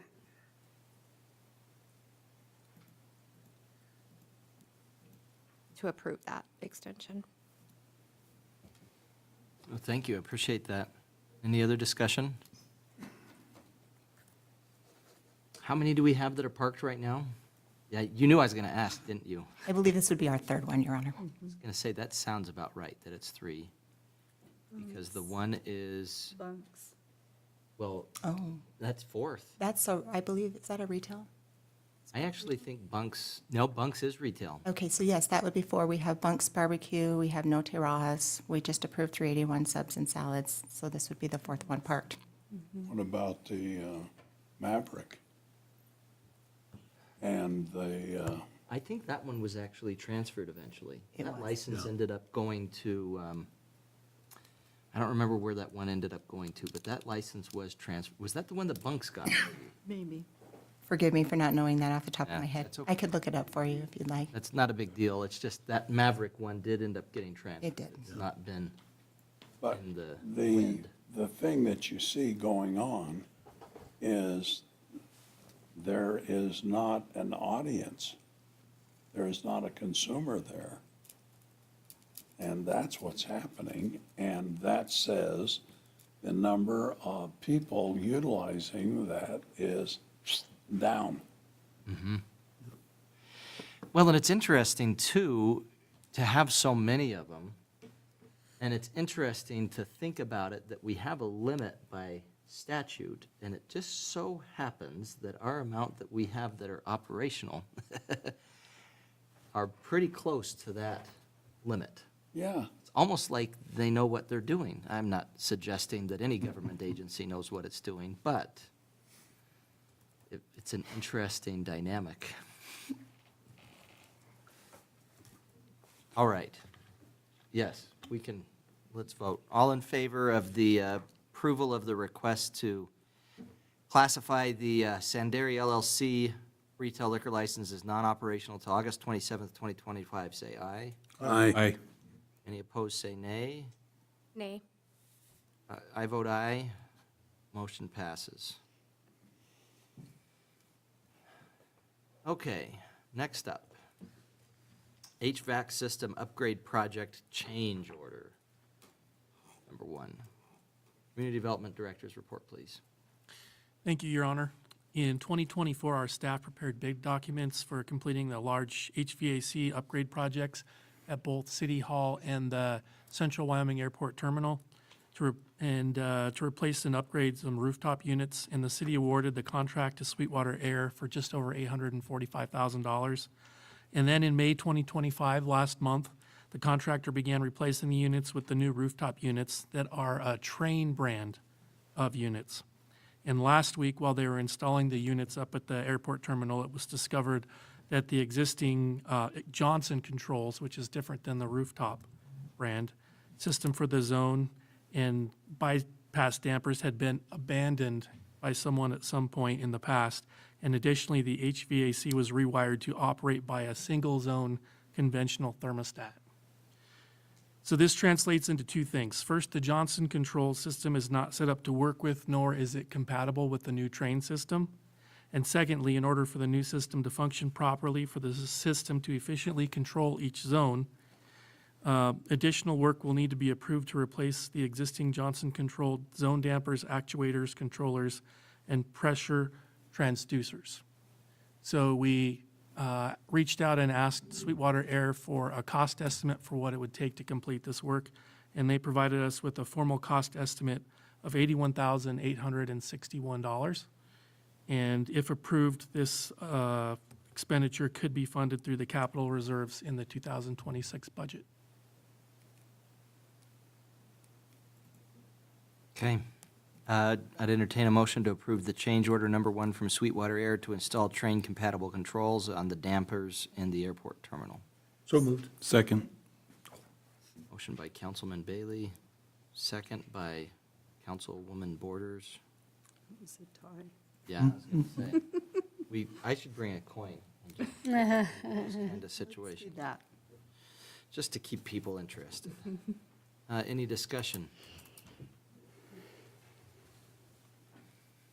Just so you know, the word change order is like the worst word in the English language, in my opinion. I know how stuff like this happens, I do, but it almost feels like, okay, we started this whole process. This has been in the works for how long? From the time of the grant to now, which has been years. Several years. And then we get to a point where it's like, oh, we're installing it, and then that's when we're saying, oh, wait a minute, it doesn't work. I don't know. Your Honor, and I appreciate you bringing that up. This has been a project that has spanned several years and, quite frankly, several staff members as well. We applied for American Rescue Plan Act monies in January of 2023. We were very successful in that. And I think, just to be fair to the contractor, the need for this change order really comes from how we bid the project, and it was an error on the city's part, and we appreciate that this contractor is doing the right thing to ensure that the infrastructure we have works. This, all being told, this will be over $1 million worth of investment into HVAC systems, and while the change order is not something we as staff are excited about or proud of, this is an opportunity to ensure that the investment that has been made and will be made will work well into the future. And so this was really an error on staff's part and less on the contractor's part. I won't give staff a hard time then. And I guess you are exactly right, Mr. Butterfield, and that's a good way to see it. They could have just done the work and have made it so that we're stuck with a system that we can't control. Your Honor. Sorry, I didn't. No, go ahead, Mr. Carr. And correct me if I'm wrong, but we received ARPA funds in excess of what we had originally thought we were going to.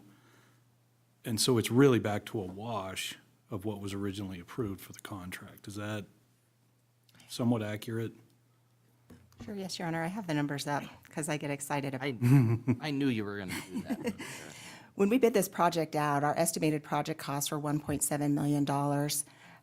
We estimated that the grant award was $1,117,000. Actual project costs came in at $1,122,000.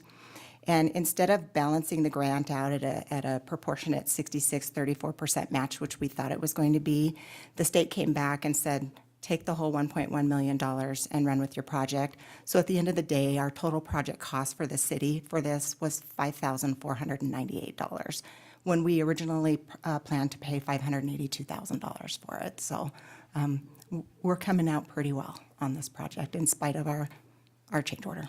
In other words, I'm hearing two things. Stop griping about Sweetwater Air. They're doing the right thing, which I hear that message, and that's okay. I can hear that. And stop griping about the money. We're ending up ahead in the end anyway. I can not see this in as negative a light as I do. Your Honor, we'd never tell you not to gripe. But I think it's just, I think we need to stand up and be accountable, and this was something that we missed, and I take responsibility for that. Well, and I think the best laid plans of mice and men. I mean, it's just how we try to do it, and I remember the conversation specifically when we were kind of talking about the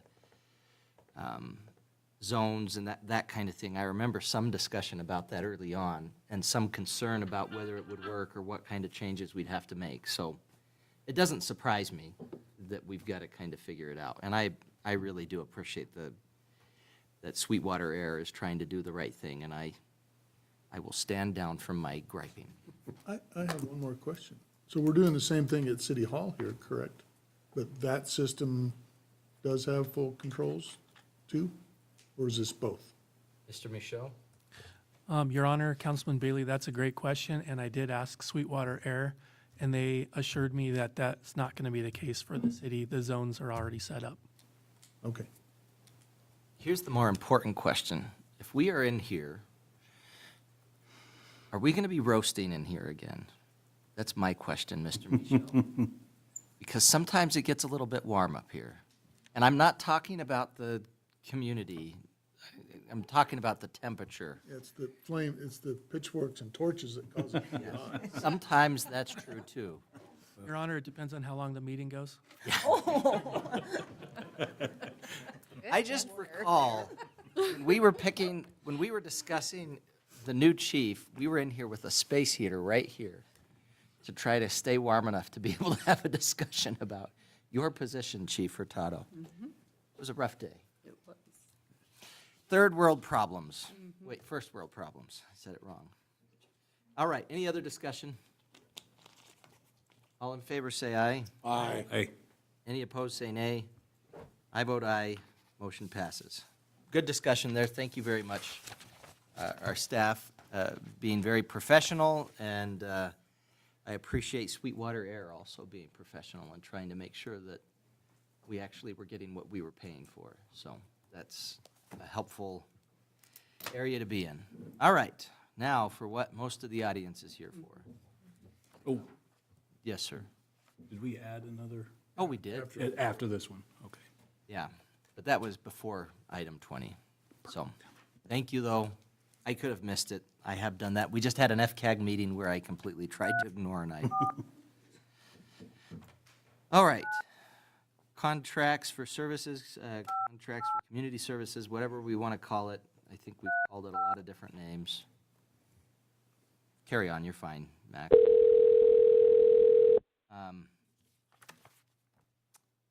Mr. Butterfield?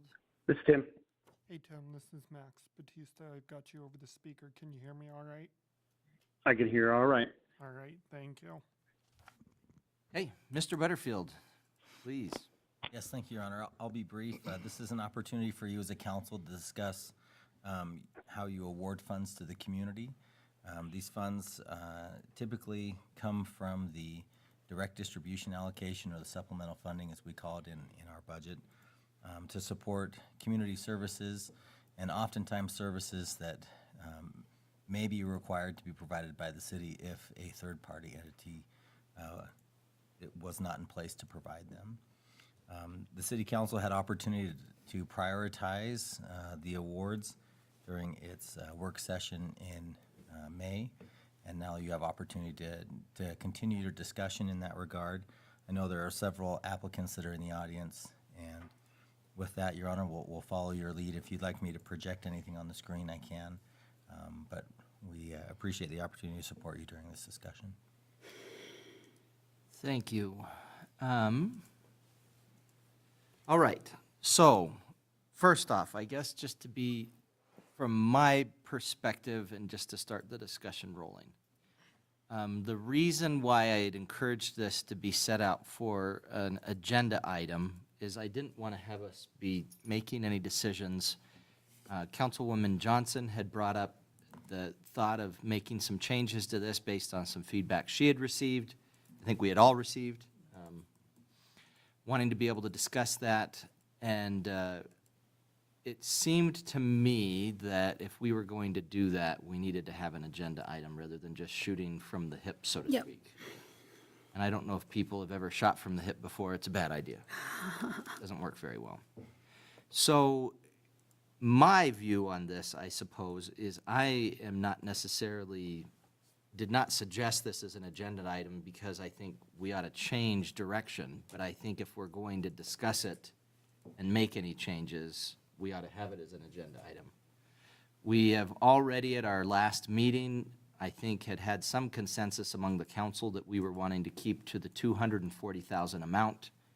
And with that understanding, Mr. Butterfield has advertised our budget discussion with that in mind, just not with the items specifically delineated.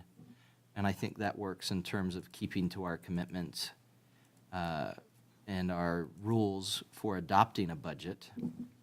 But I do think we need to keep that in mind, that if for any reason we wanted to go through and change the total amount, we would have to go through and have our budget meeting at a later date and re-advertise the budget. Not that I'm saying that's not a possibility, and of course, even at the budget meeting, we can change things in the budget. That's the way it works. That's the whole idea. But I do think it is important for us to keep that in mind. So I think the easiest way to do this would be kind of like we did with EDGE funding, which is we have the work session discussion, which was $20,000 for Eagles Hope, $3,000 for IPR, $30,000 for Juvenile Justice Services of Fremont County, $20,000 for PAWS, $107,000 for our rec, $10,000 for the chamber, $5,000 for the volunteer firemen, and $45,000 for the Wind River Transportation Authority. So I think with that in mind, none of these have been voted on. These are the amounts that were basically put there with some consensus from council, with the idea that we would put this into the budget, and then at that point, it would be voted on and passed. But if we did want to change the amount, since we already have the amount here, I would think it would make sense to have a specific motion for the amount that you would like to change, or whatever changes you would propose. So I guess with that, I would entertain any motions for changes that anyone would like to propose. Your Honor, Yes, ma'am. I would like to propose, and on my spreadsheet, I didn't increase this amount, but for pause, I would like to bring them at least to the point where we had them for the last budget, which was $45,000. Okay, and then in terms of getting there, what is your proposal? I mean, if we just plug that in, Well, I think with the news about our rec, that would free up some of those funds to be able to move those to pause. That was one of the intents. And may I speak to this right now? sure. Well, and I know, Carla, I know a lot of you guys looking at this Wind River Transportation, a lot of people did take some funds from that. I know that, Mary, you're thinking 100,000, is that what you're thinking? You can come up, Ms. Axthelm. Okay. We'll be quick, I promise. So we understand that you guys, that everyone's experiencing budget strains, and we get that, and we appreciate the time you guys have put into trying to figure this out, because everybody's hurting right now. We've been very humbled by the outpouring of love on our behalf from the community, and the one thing that really struck at me personally was the young adults that stepped up and said, we want this community to be more for our children later, and I love that. And Karen, thank you for reconsidering our request. We appreciate that very much, and for all of you to take that feedback, we appreciate that. But we also want to thank Councilwoman Pearson Lewis for being creative, thinking outside the box, and finding a complementary funding source for this year's budget. We were very blessed to be supported by the District 25 Recreation Board. However, we just want to additionally say that we understand that we are consistently the highest funding requester for this contract of services. However, we believe it's important to put some context into that a little bit and not compare ourselves to the other incredible initiatives that have requested this funding, but to other recreation departments around the state. We've reviewed a few of those across the state and different rec departments, including cities with less than half of our population, and they all receive more funding than we do. Despite these disparities, though, we do feel very proud of the programs that we offer every year. yes, and because of the amazing support of District 25 Rec Board, we are willing to reduce our ask this year from where we have for fiscal year 26 to $100,000. And then the District 25 Rec Board has agreed to support us to compensate our budget. So we're hoping that takes some pressure off of you guys and allows you to bless some other organizations. So we're really grateful. In the end, we are your city's recreation department. We belong to you guys. We don't belong, I mean, we're thankful for the District 25 Rec Board partnership, obviously Central Wyoming College, but we belong to you. And we appreciate your support over the years. So thank you for listening to our community. Thank you for hearing us and considering us. And we hope that you'll consider us at our reduced amount of $100,000. Thank you, Mayor. Thank you. I guess not. Thank you. Appreciate it. Your Honor. Councilman Carr? When I revisited my recommended allowances, I took a very analytical approach and just took out those that were not funded. One of the bigger ones that I did have questions regarding was juvenile justice services. And so I looked into their budget request from the county. And in line 2, expended trends, juvenile justice services will expand the majority of its revenue, or expend the majority of its revenue on salary and benefits. It's expected that we will reduce overall expenditures in an effort to continue to provide the same services with a reduction in our budget due to the Department of Family Services reduction from the state of Wyoming, I'm assuming. So I went to the state of Wyoming's budget request for the Department of Family Services.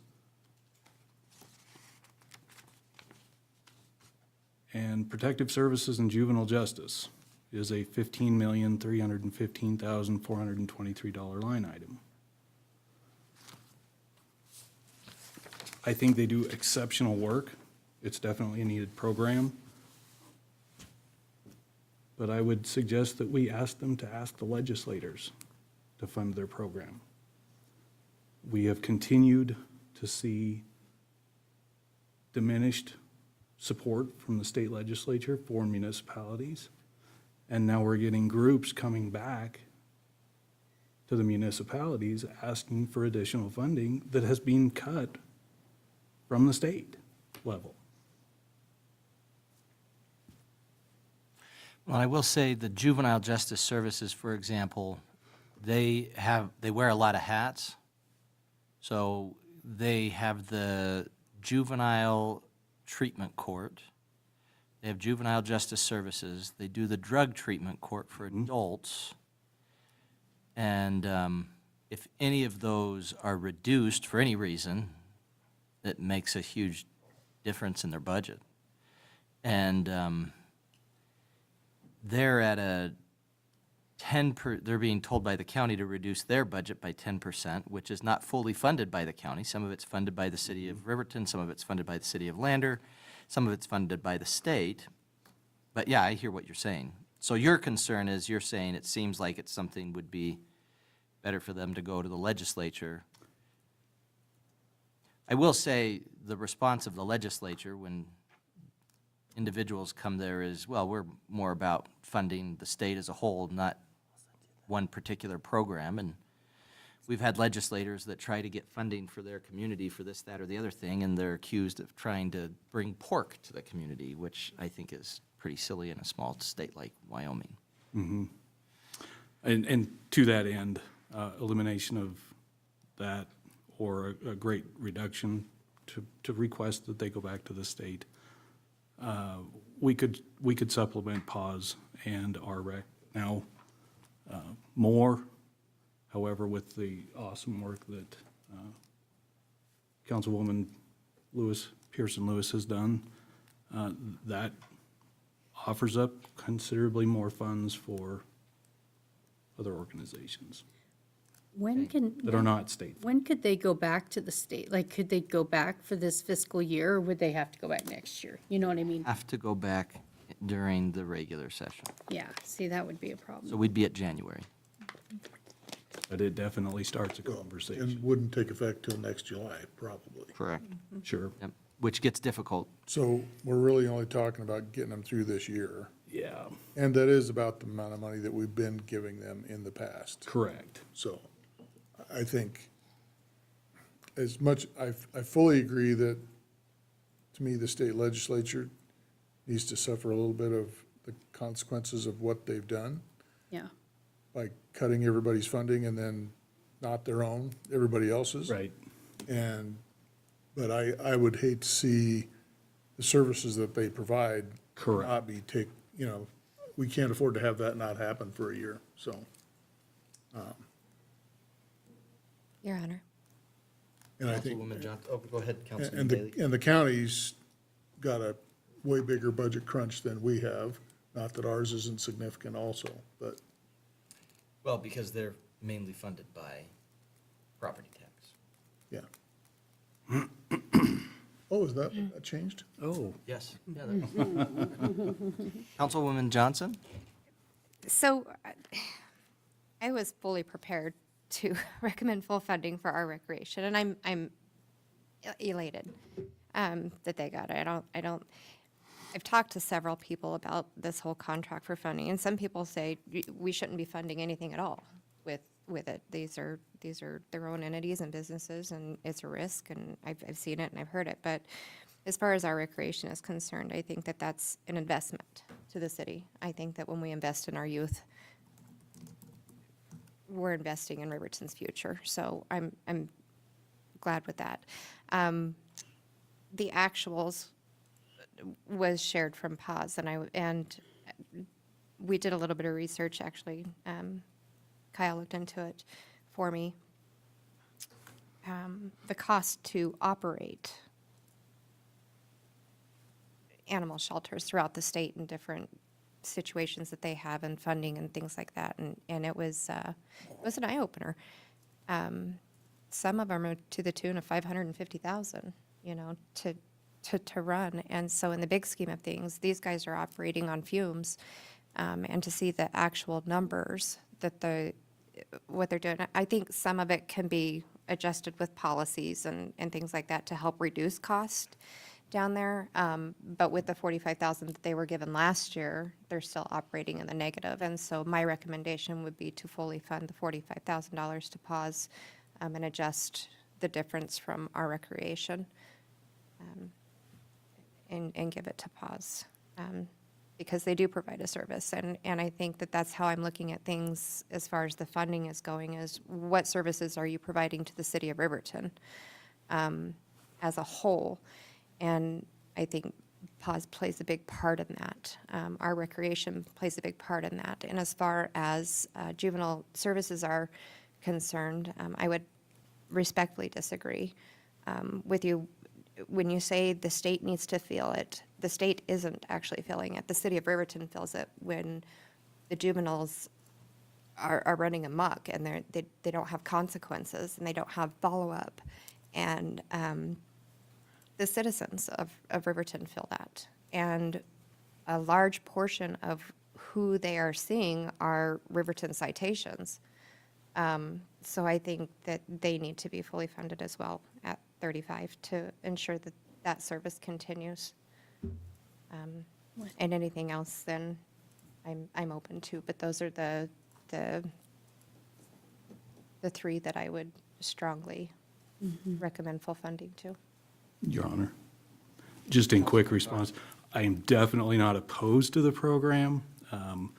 However, where they get their funding from, I think that's my biggest issue is get them the funding, absolutely, because they do a fantastic job, they do fantastic work, and we need it. But get the money from the appropriate place. And I understand where you're coming from there. I feel like Riverton plays a big part in that. And a part of why they're here and why they're actually providing those services is because of what we have going on in Riverton. Agreed. And so I think it's important that we support their services. Okay, so, I mean, and here's the thing, this is where we get every time, is we all have things that we want to fund, but the question then becomes how. So, for example, we could say, well, our rec is stepping up and they're saying, hey, we're getting 40,000, and they're saying, hey, let's reduce our ask to 100,000. Well, that's great. Let's say we fund them to the tune of 100,000. That gives us $7,000. That's it. It doesn't give us $25,000. And it's very difficult, and this is why this exercise is difficult every year. And I love that Councilman Bailey says this every year. It's the worst meeting of the year when we talk about the contracts for services. And the reason why is because you're taking 7 different people that all have different opinions as to what's the most important thing here, and you're trying to somehow put it into one idea of where this should go. So I guess from my perspective, what I would suggest to start with is if we want to accept our REC's ask of $100,000, let's start there. Do I have a motion in terms of accepting and funding our REC to the tune of $100,000 as they have requested? So moved. Second. All right, so we have a motion and a second.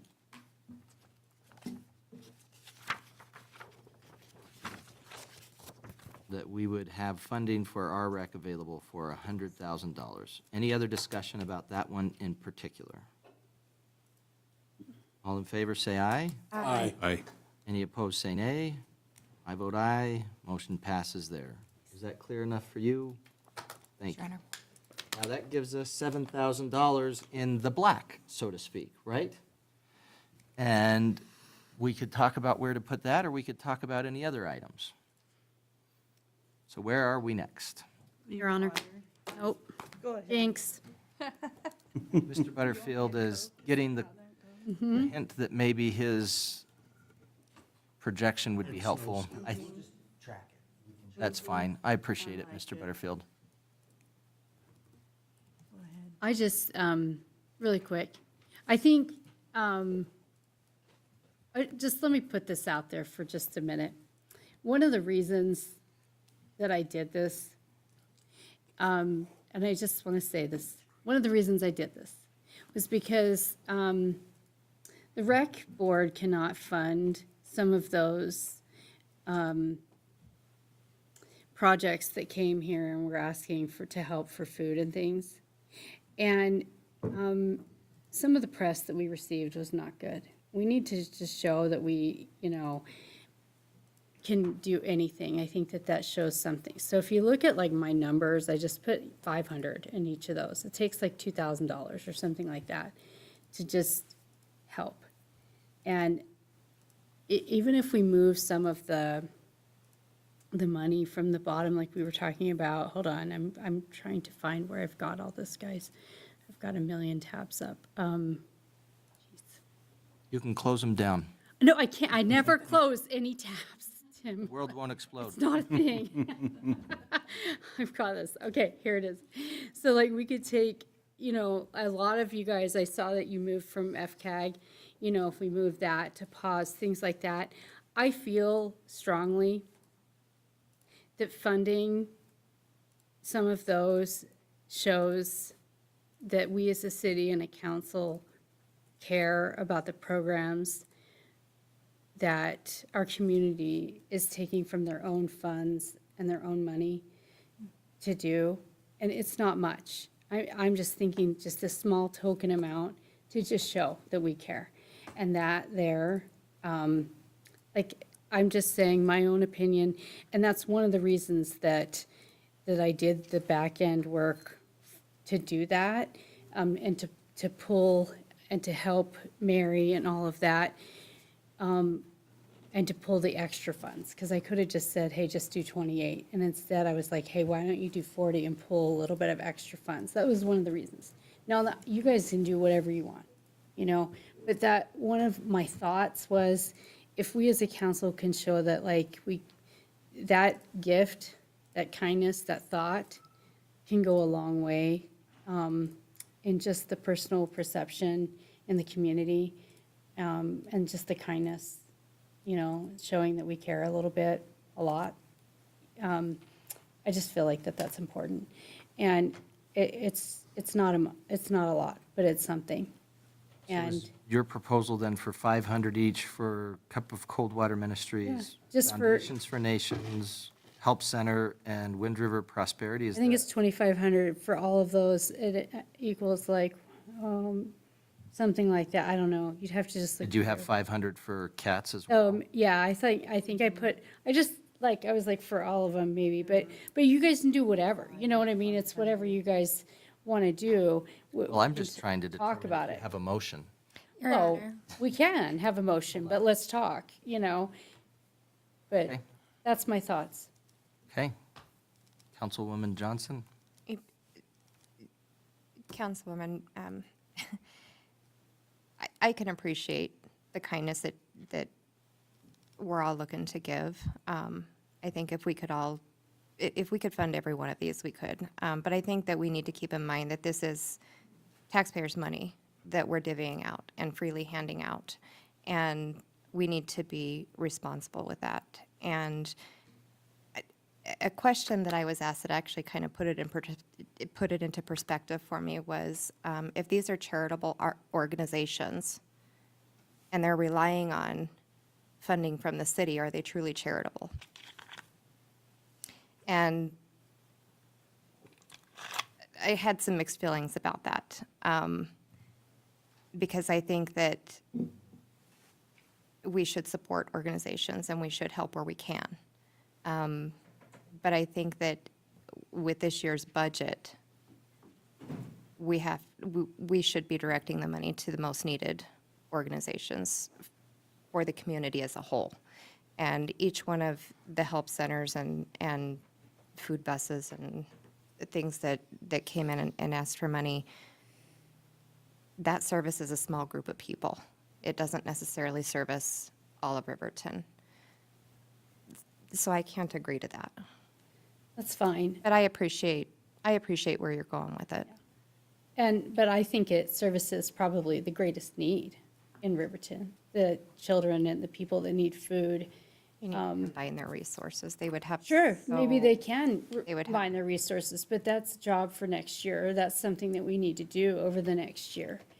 But this small amount, and I mean, we're talking minuscule amount, okay? What's that gonna show the community that we do?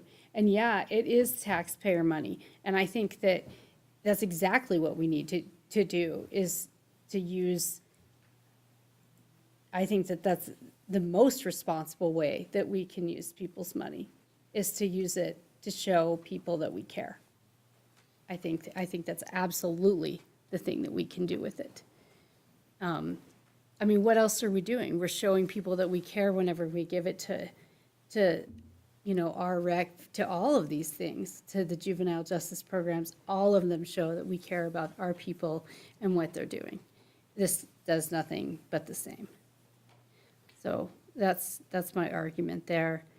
That's one of the reasons I did this. I did it for everything. I'm thinking holistically on a macro level about every program and everything that we do in Riverton, and the best way that we can serve our community as a whole and everyone in our community, not one person more important than another person.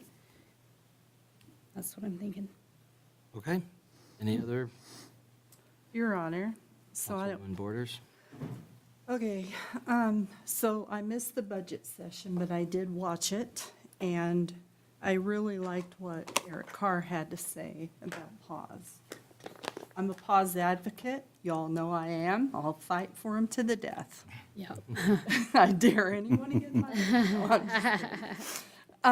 So it is a public health concern. And that is one of the biggest things that Eric said that I couldn't agree more. It is. We need to keep the citizens safe from wild dogs, rabid dogs. We get inundated with dogs from across the river. It's just a constant thing. And to me, that's very important that we keep the public safety in mind. And they're a nonprofit. They don't have other funding sources aside from, their fundraisers, which they do all the time. Yeah. But it's really hard to have enough money to run everything the way it needs to be run. And so I'm making the motion to increase their funding to $45,000. Your Honor, Yes, ma'am. Yes, sir. just as a point of order, you do have a motion on the floor that you're discussing as it relates to the 100,000 to our recreation. We already Oh, voted yeah, on we it. voted on that. Yeah, we all approved. Did we? I'm sorry, I missed the roll call on that. Thank you. Yep. It's okay. Mia didn't. No, I did when he asked me to, but I have Oh. it highlighted on here. I would second that. Okay, hold on just a second. You might not need to. We have a motion. We're in to support. fund pause to the tune of 45,000. Want to move money. With comment? We'll have to figure out where that goes, but we have that as a motion. Is that what you're thinking? You could speak if you would like, if somebody wants to, from pause.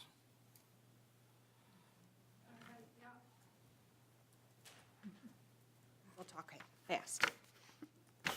All right, so, good night.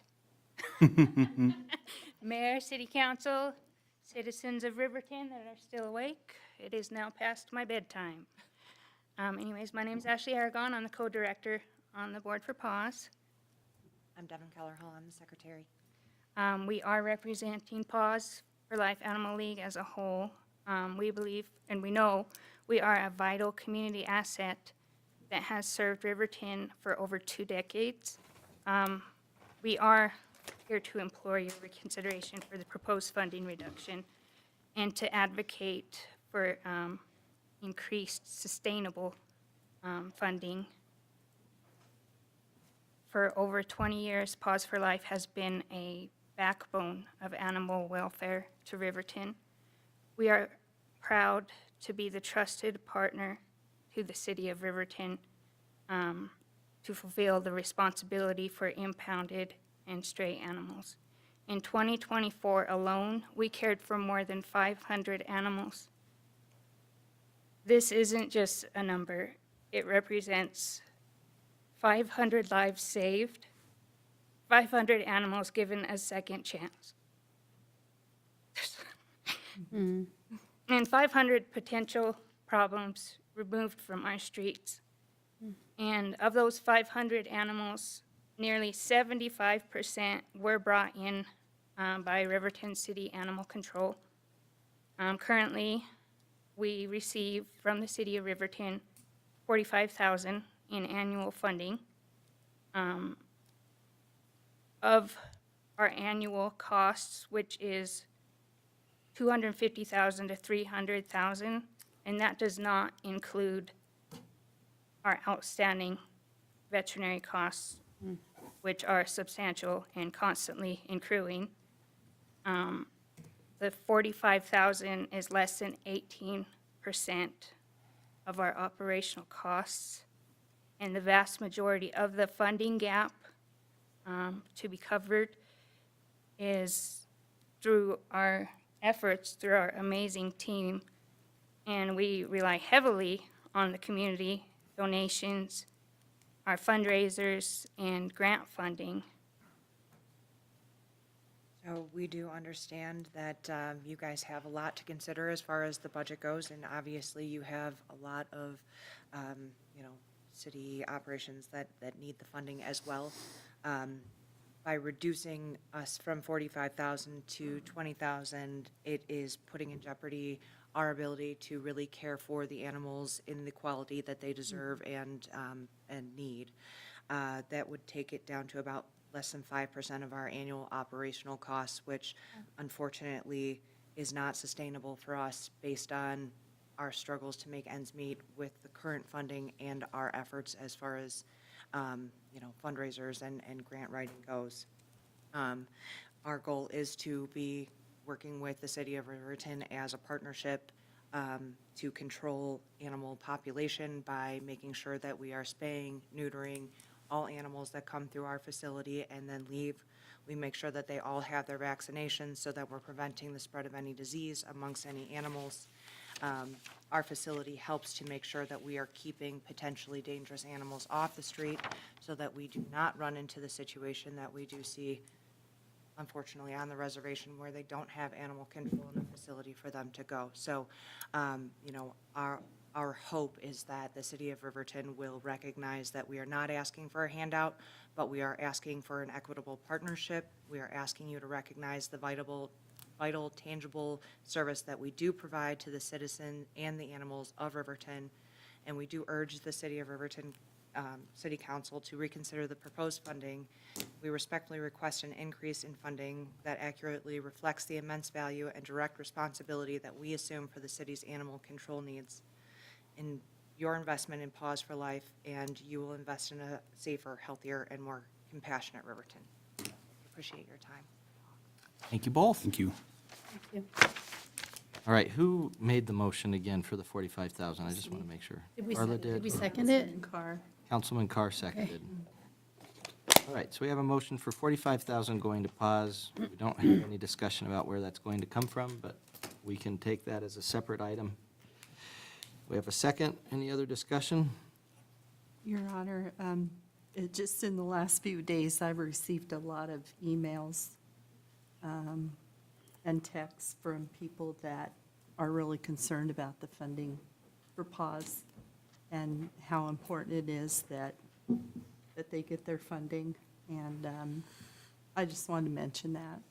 There's been a lot of public support. Your Honor. Councilman Carr? I would just like to reiterate that if we did not have them operating, we would be funding that, and we would not be looking for $45,000. We would be likely looking at a minimum of $250,000. Yeah. Minimum. So again, as I said during our budget work session, any dollar that we spend, we get back in tenfold. Yeah. So it is absolutely critical, and it is a public health issue. Whether it's a kill shelter, a no-kill shelter, it doesn't matter. We're still spending that money. Well, and it's a good Far point. in excess. Talking about spaying and neutering animals and preventing the spread of disease and that sort of thing, rabies, all of it. Yes? Come on up. You all know me by now. I'm Whitney, current manager of the shelter for the last year and a half. I'm just here to speak about, not just for PAWS, but for every animal and human in our community who rely on us. Last year, the $45,000 we received from the city covered just 11% of our operating costs if you consider the unpaid vet bills included in that. That meant our dedicated community of donors, people just like you and me, had to step up and cover the remaining 89%. And yet 75%, almost 400 animals in our care last year were brought in but to us by the police department. Wow. These were the city's animals. We have loved and cared for them as if they were our own. We've already submitted detailed reports to show exactly what it takes to take care of these animals, the number of days they spent with us, the cost to feed them, and the medical care they required. It's not just numbers on a spreadsheet, it's roughly $75,000 worth of essential care for impounded animals. And that doesn't include emergency or illness care. There's just no way to price that accurately. But what hasn't been considered in these decisions is the enormous financial weight of everything else. Daily cleaning supplies that keep disease at bay, the antiviral agents, laundry detergent, vaccines, microchips, wound care supplies, the 8 or more loads of laundry we do every single day, cat litter, paper towels, shovels, scrub brushes, the phone lines, the internet that keep us connected to the people trying desperately to find their lost pets. Most importantly, the minimal staff we can already barely afford to pay above minimum wage. Staff who endure heartbreak and frustration every day because they know these animals deserve so much more. No one sees the moments we see that the city doesn't have to deal with. When a grieving person has to surrender a beloved pet because they've lost everything. When we try our best to save a 1-week-old kitten only to have it die in our arms. When an animal waits month after month, year after year, and never finds a home they so desperately need, we still care for them and love them. We don't just manage the animals, we shoulder all the heartbreak of this community.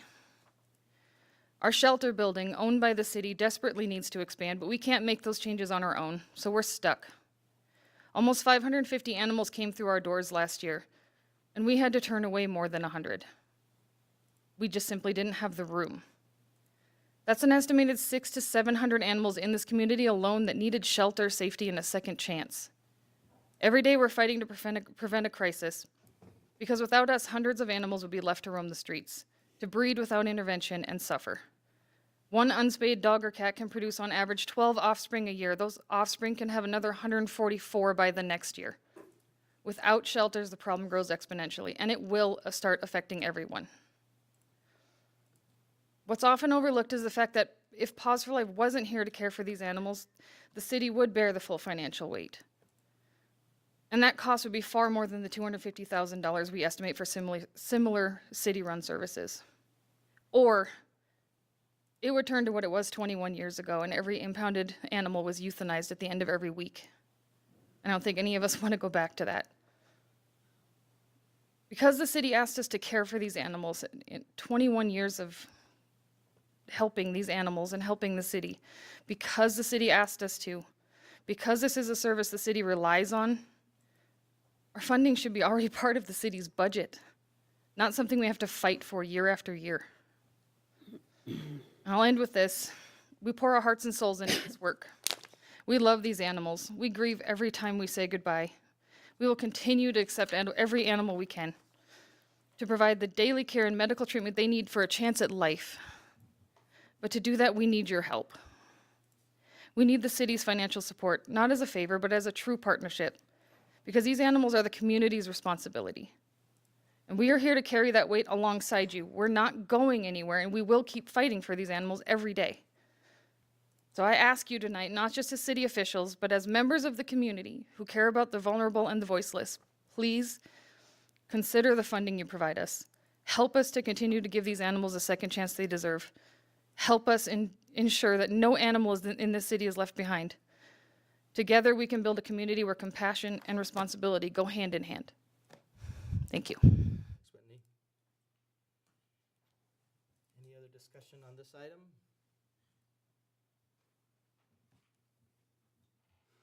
Okay. Your Honor, if I could, I just want to tell you guys, you provide a valuable service. And the last thing we want to do is cut anybody's budget. I wish it was unlimited. But you are appreciated. I just want you to hear that from here. Everybody on that list wishes it was. All right, all in favor of the 45,000 going towards pause, say aye. Aye. Any opposed, say nay. Nay. Motion, I vote aye. Motion passes. Okay. So, now we're finding ourselves in a position where we're in the red, so to speak. Any other motions? Your Honor, I'd move to fully fund juvenile probation services at $35,000. Okay. I second that. I have a motion regarding funding for juvenile justice services of Fremont County at $35,000. Motion by Councilwoman Johnson, second by Councilwoman Pearson Lewis. Oh, I need to turn off my, any other discussion? Okay, Your Honor, not past the comments that I made earlier. yes, thank you. I don't think anybody needs to hear it again. Not that I'm saying, do you know what I mean? Shut up. Well, I'm just saying, we don't need to repeat it just because this is the point where we're at. Yeah. Thank you, Councilman. Good reminder. All in favor of funding injury prevention resources, or I'm sorry, juvenile justice services, 35,000, say aye. Aye. Aye. Any opposed, say nay. Nay. Nay. Nay. Okay. I vote aye. So 4 to 3.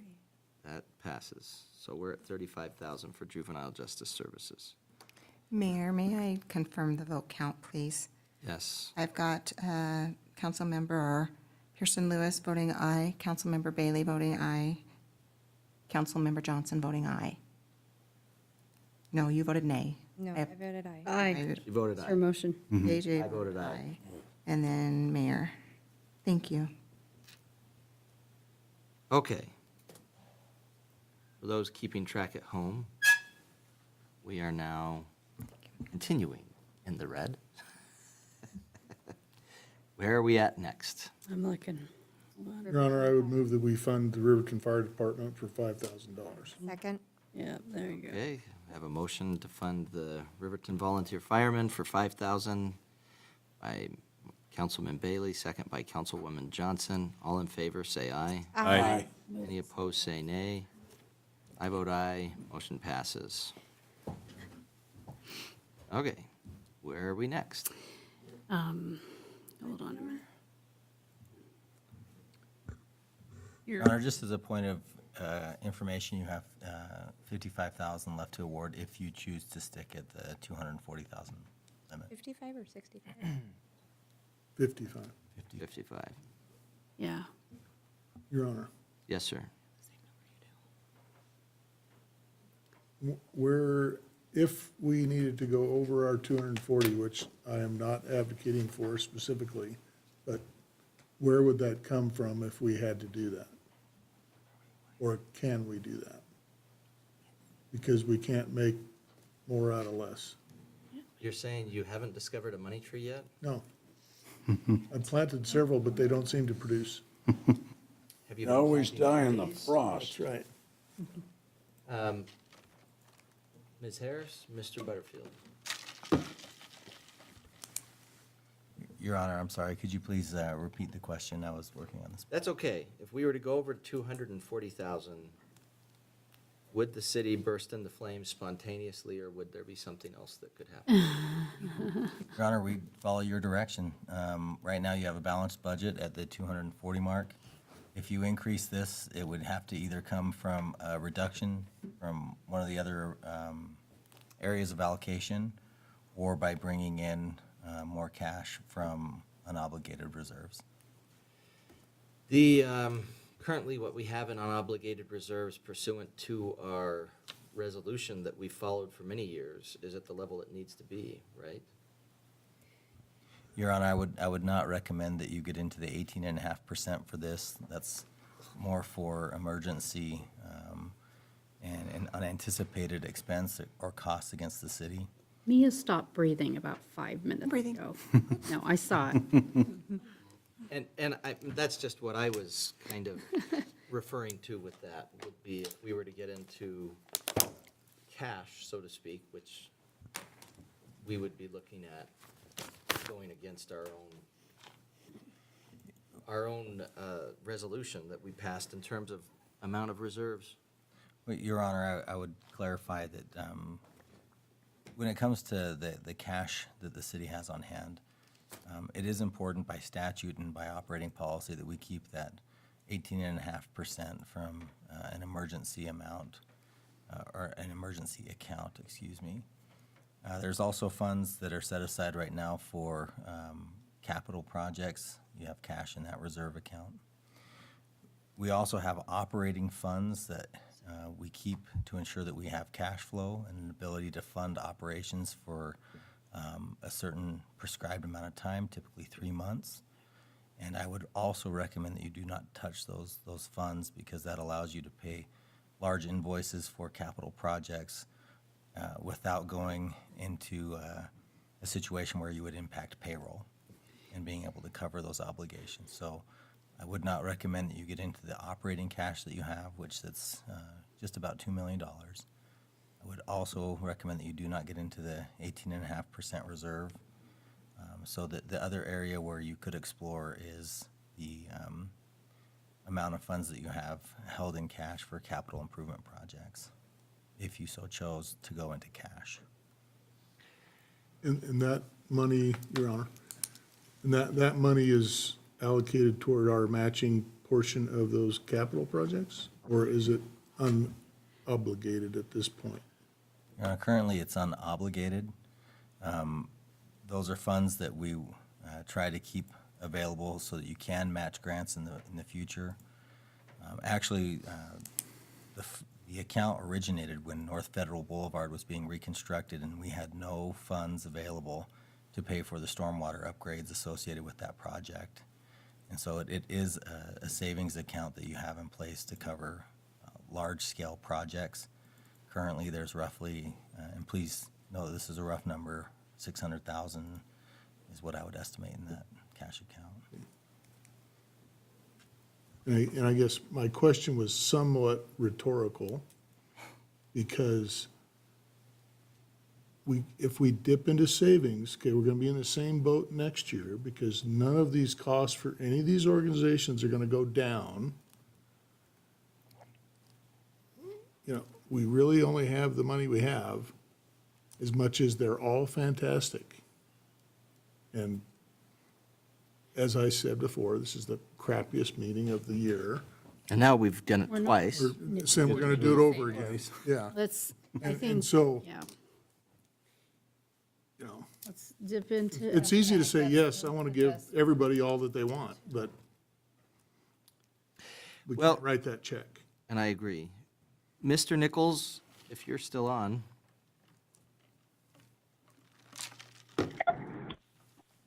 I am. I'm not a fortune teller, but I think that the conversation is going to go in terms of what would be necessary for FCAG. Can you tell me a little bit about the need for 45,000 versus, say, 25, 30,000, that sort of thing? I can. So I guess initially, thank you, Mayor, members of the council. So I'm tuning in remotely, and I appreciate the consideration. Let me do so. I want to be thankful and appreciative for that 45,000 that was already softly committed, softly recommended, I should say. But I also want to emphasize that the ongoing conversations that I've had just in the past 2 days here at our national conference have made something incredibly clear. And WRTA is being noticed on a national level for kind of our challenges that we're facing right now. Several of my colleagues from around the country have sought me out to ask a very important question, and that's how are we doing what we're doing? Only to emphasize that WRTA operates on every part of the word bare bone budget. And to have the impact we are in the demographics that we do is a tremendous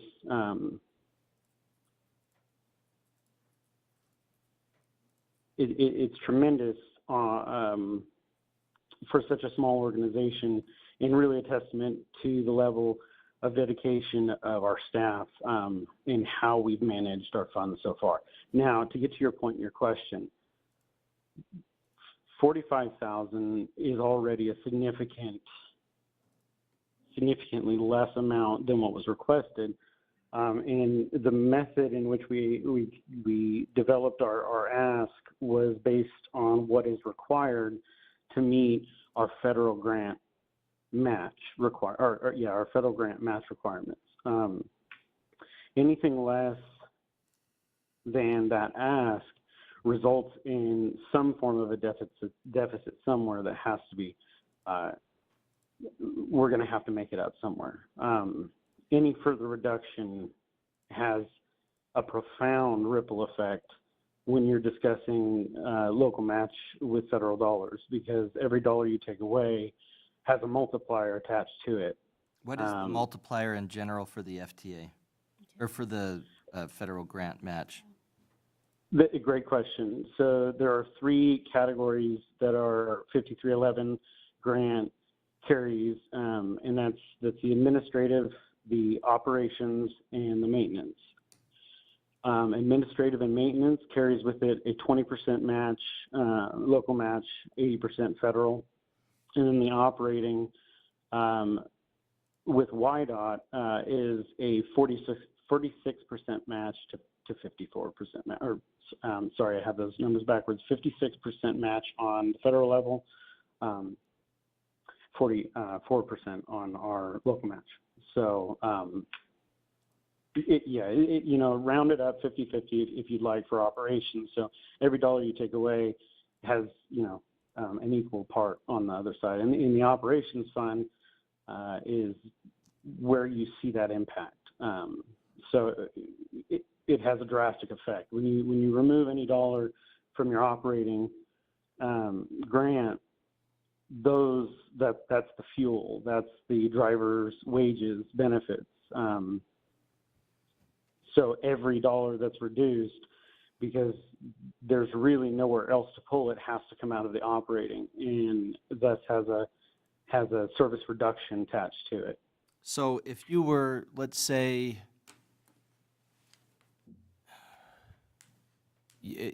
your proposal has been for these funds to go towards operating, if I'm not mistaken. And if I remember correctly, part of the idea was that this 86,708, part of the hope would be that that would be shared equally amongst the governments in Fremont County. That was the hope, I mean, just to be able to make it up. And then, so we have a couple of different consequences. One would be, let's say we funded 0, then we're more likely to have 0 from the other governments. And additionally, we would be missing out on, let's say we funded 45,000. We're getting a benefit to the tune of 45,000 times 5 at the federal level, if I'm doing the math right there. If you're saying it's about 20% of that is paid by us and 80% by the feds. That is correct. Okay. All right. I just wanted, since you were here, I wanted to give you a chance to speak, same as Paz was able to, or our rec was able to, just so we could understand a little bit of where the funding request is coming from. Absolutely. If I might, Mayor, also add that our ask to the city of Riverton, I wouldn't necessarily say that it's an equal part ask with the other governments. What we did was we cost allocated appropriately based on population density and level of service beneficiary. So the services that Riverton is asked to subsidize are the services that it is a beneficiary of. And so it's not quite an equal ask across all governments. It's the ask for the local match required, and actually added 50% because WRTA made a commitment to come up with 50% of the local match as well. So it's 50% of the local match required to operate that area's services that they're a direct beneficiary of. And we did not include any capital requests to the governing agencies. We felt that that's our commitment to make sure our rolling stock is replaced at a responsible level.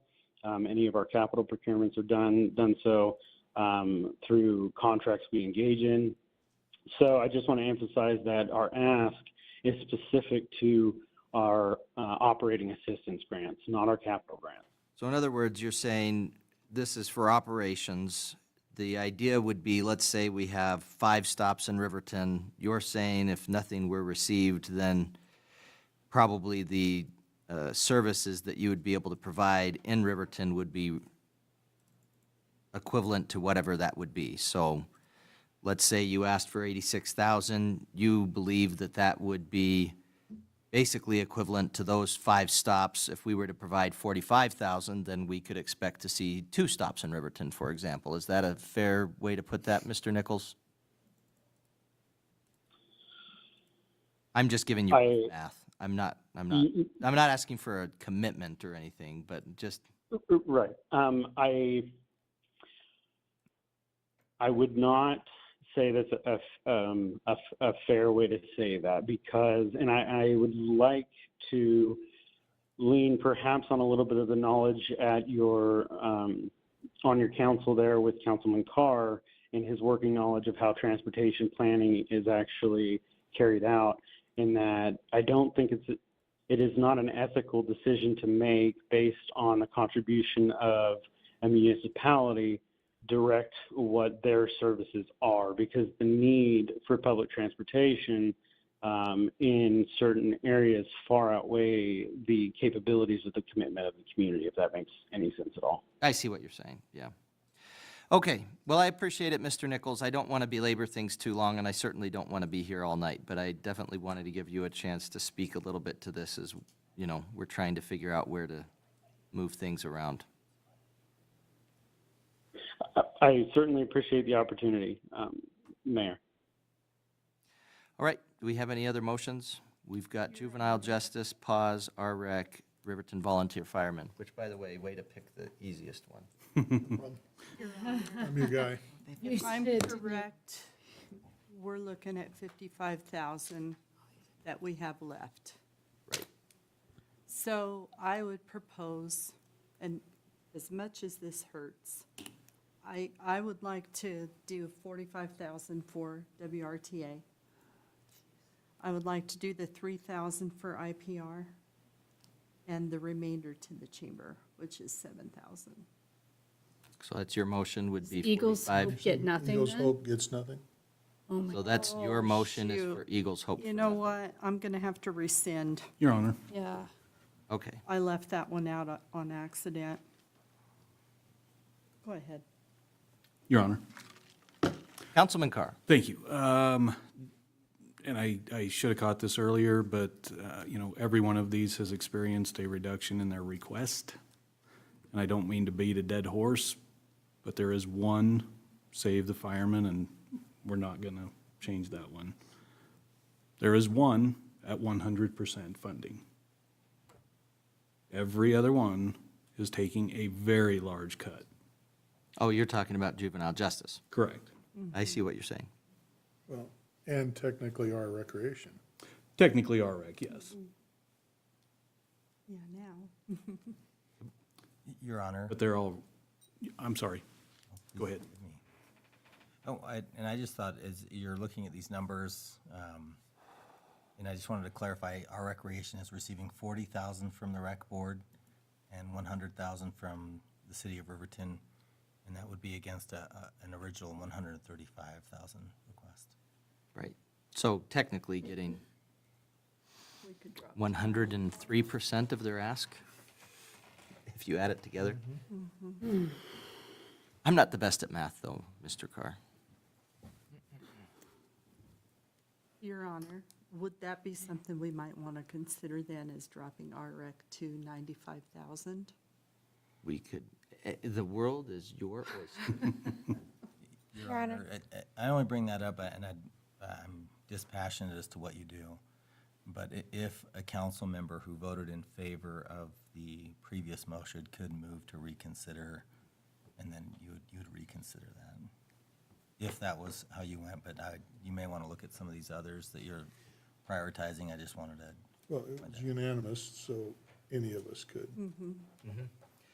I guess, and then my other question, though, going back to Councilman Bailey, you feel like, in the event we needed to go over this, not that I'm encouraging it again, I'm just trying to collect all my options here, Mike, same as you, that we would be able to, at the council's direction, get that from the Reserve. the capital reserve account, basically. Your Honor, that would be at your direction. You could also look at reducing any other allocations that you had made towards capital or operations. You could also look at increasing revenues if you felt that we were too conservative on revenues. I do not think that's a worthwhile can of worms to open up.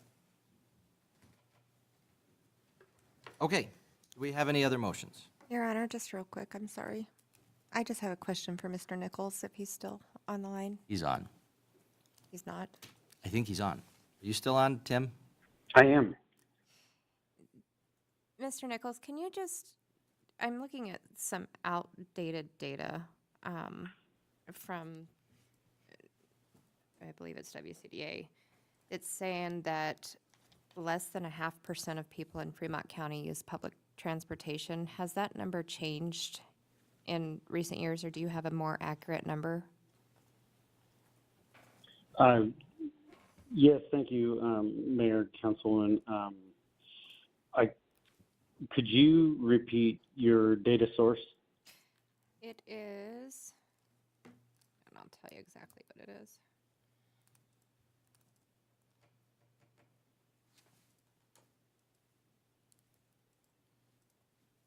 It's U.S. Census Bureau, the Wyoming Community Development Authority. Okay. So to answer your question directly, I can't speak to the exact statistic with any updates. I can tell you that, you know, that's poll data that's been collected of, you know, those that reside in Fremont County who filled that out, who have indicated whether or not they've used public transportation. So when you're looking at a percentage of the overall population that may or may not utilize the public transportation services available, I would have to do a little bit more research to come up with an accurate figure. I won't question whether or not the census data is accurate or not. But also you have to factor in, you know, the frequency of use. So if it is, in fact, and we explore this a bit on a half percent, the frequency in which that 0.5% would have to utilize the service would be significant, given our ridership numbers. And with our increase in demand, we're kind of in a transitional period as well, seeing a lot of increased usage of programs like Safe Ride, our demand response systems, and then our fixed route available. So to answer your question directly, I don't have any available updated data that I can counter that with. Okay, thank you. Your Honor. Councilman Larson? Just one question. What is your ridership per route? If the bus holds 35, how many do you have on it? That's an excellent question. Thank you, Councilman Larson. So when you break it out, our average ridership on our fixed route services averages about 1,000 per month if we round it one direction or the other. When you break that out, you see some peaks and lows throughout the day, right? So there are periods in which throughout the day that you'll see capacity reached. But the idea with public transportation is you have constant in and outs and you know, so boardings and alightings. And so I can't say that necessarily that bus is packed at 2 o'clock every day.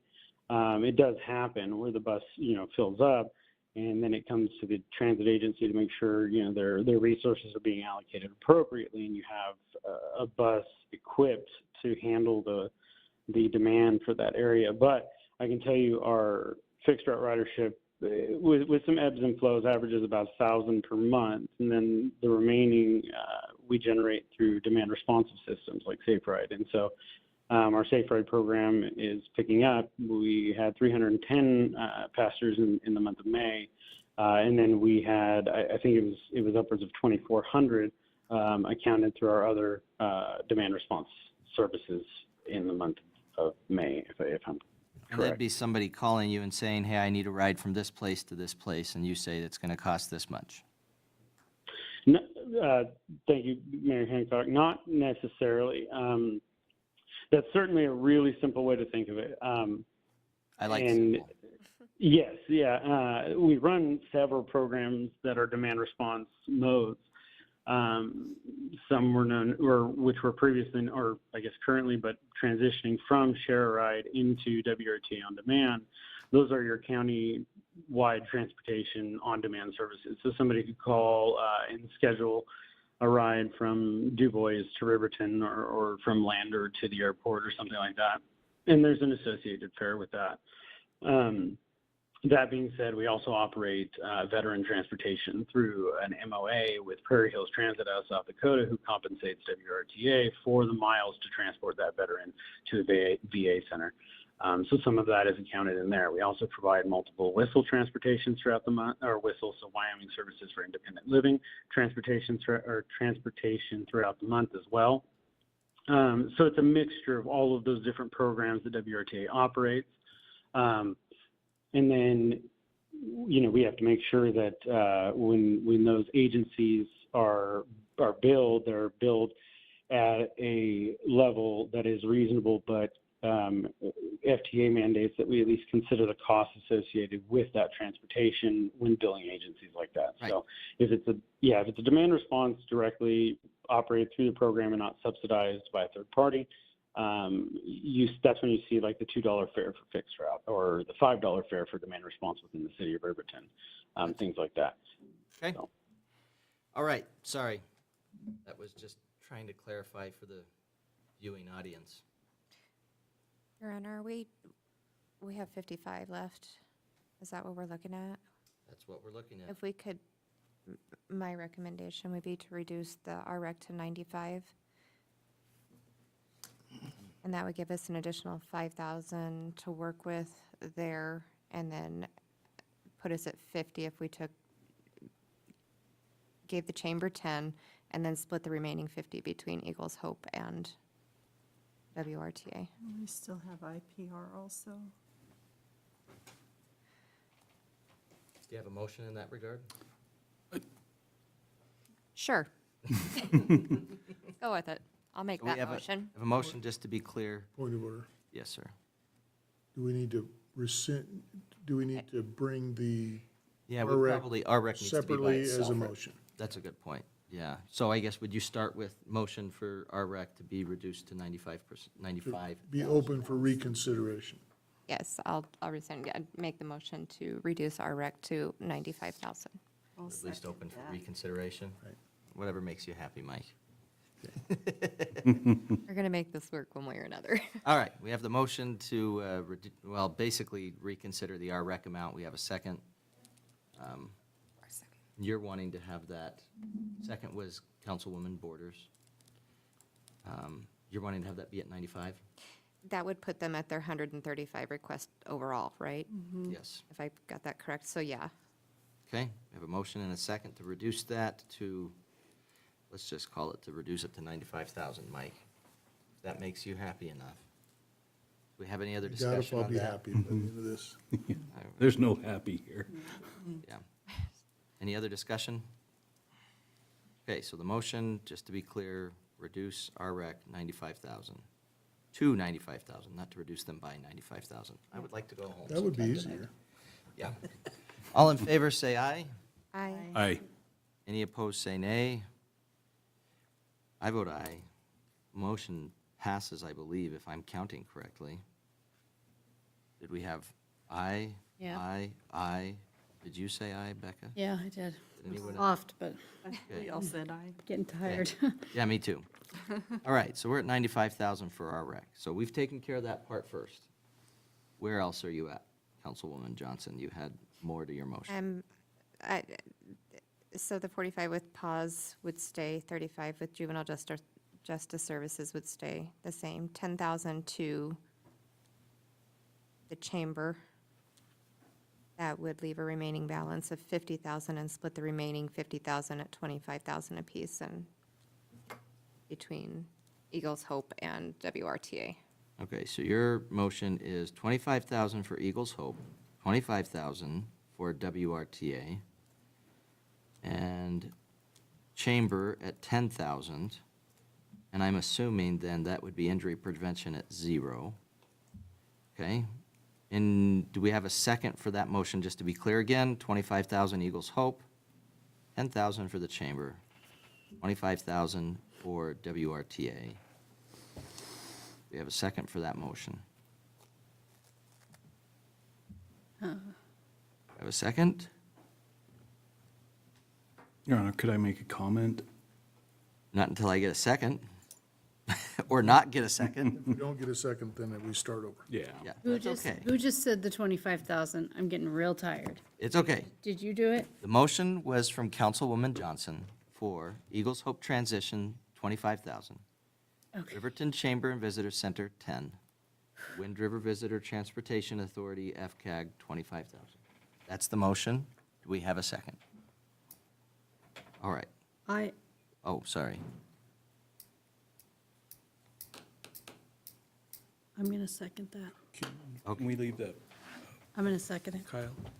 You second that, and this is voted on, then we're done tonight. Not that I'm Ryan. trying to encourage anything. It at least opens it up for discussion. I agree. All right, so we have a motion by Councilwoman Johnson, a second. Wait, did we do injury prevention? Hold on. They're at 0 right now. That would Oh. What were you thinking? Well, No, we have a I'm motion. just too tired. We have a motion, we have a second. We can adjust that as we like. If you wanted to do friendly an amendment amendment, to the it motion. doesn't even have to be friendly. Your Honor. At this Yes, point, sir. yeah, it doesn't have to be friendly. Just a couple comments. Again, we're still funding one of our items at 100%. The issue that I have with the Riverton Chamber of Commerce, I don't have an issue with the Chamber of Commerce. I think they do a great job. That is a very well-funded private organization that is national. It is solely based on membership from the community businesses. They have done 0 fundraising.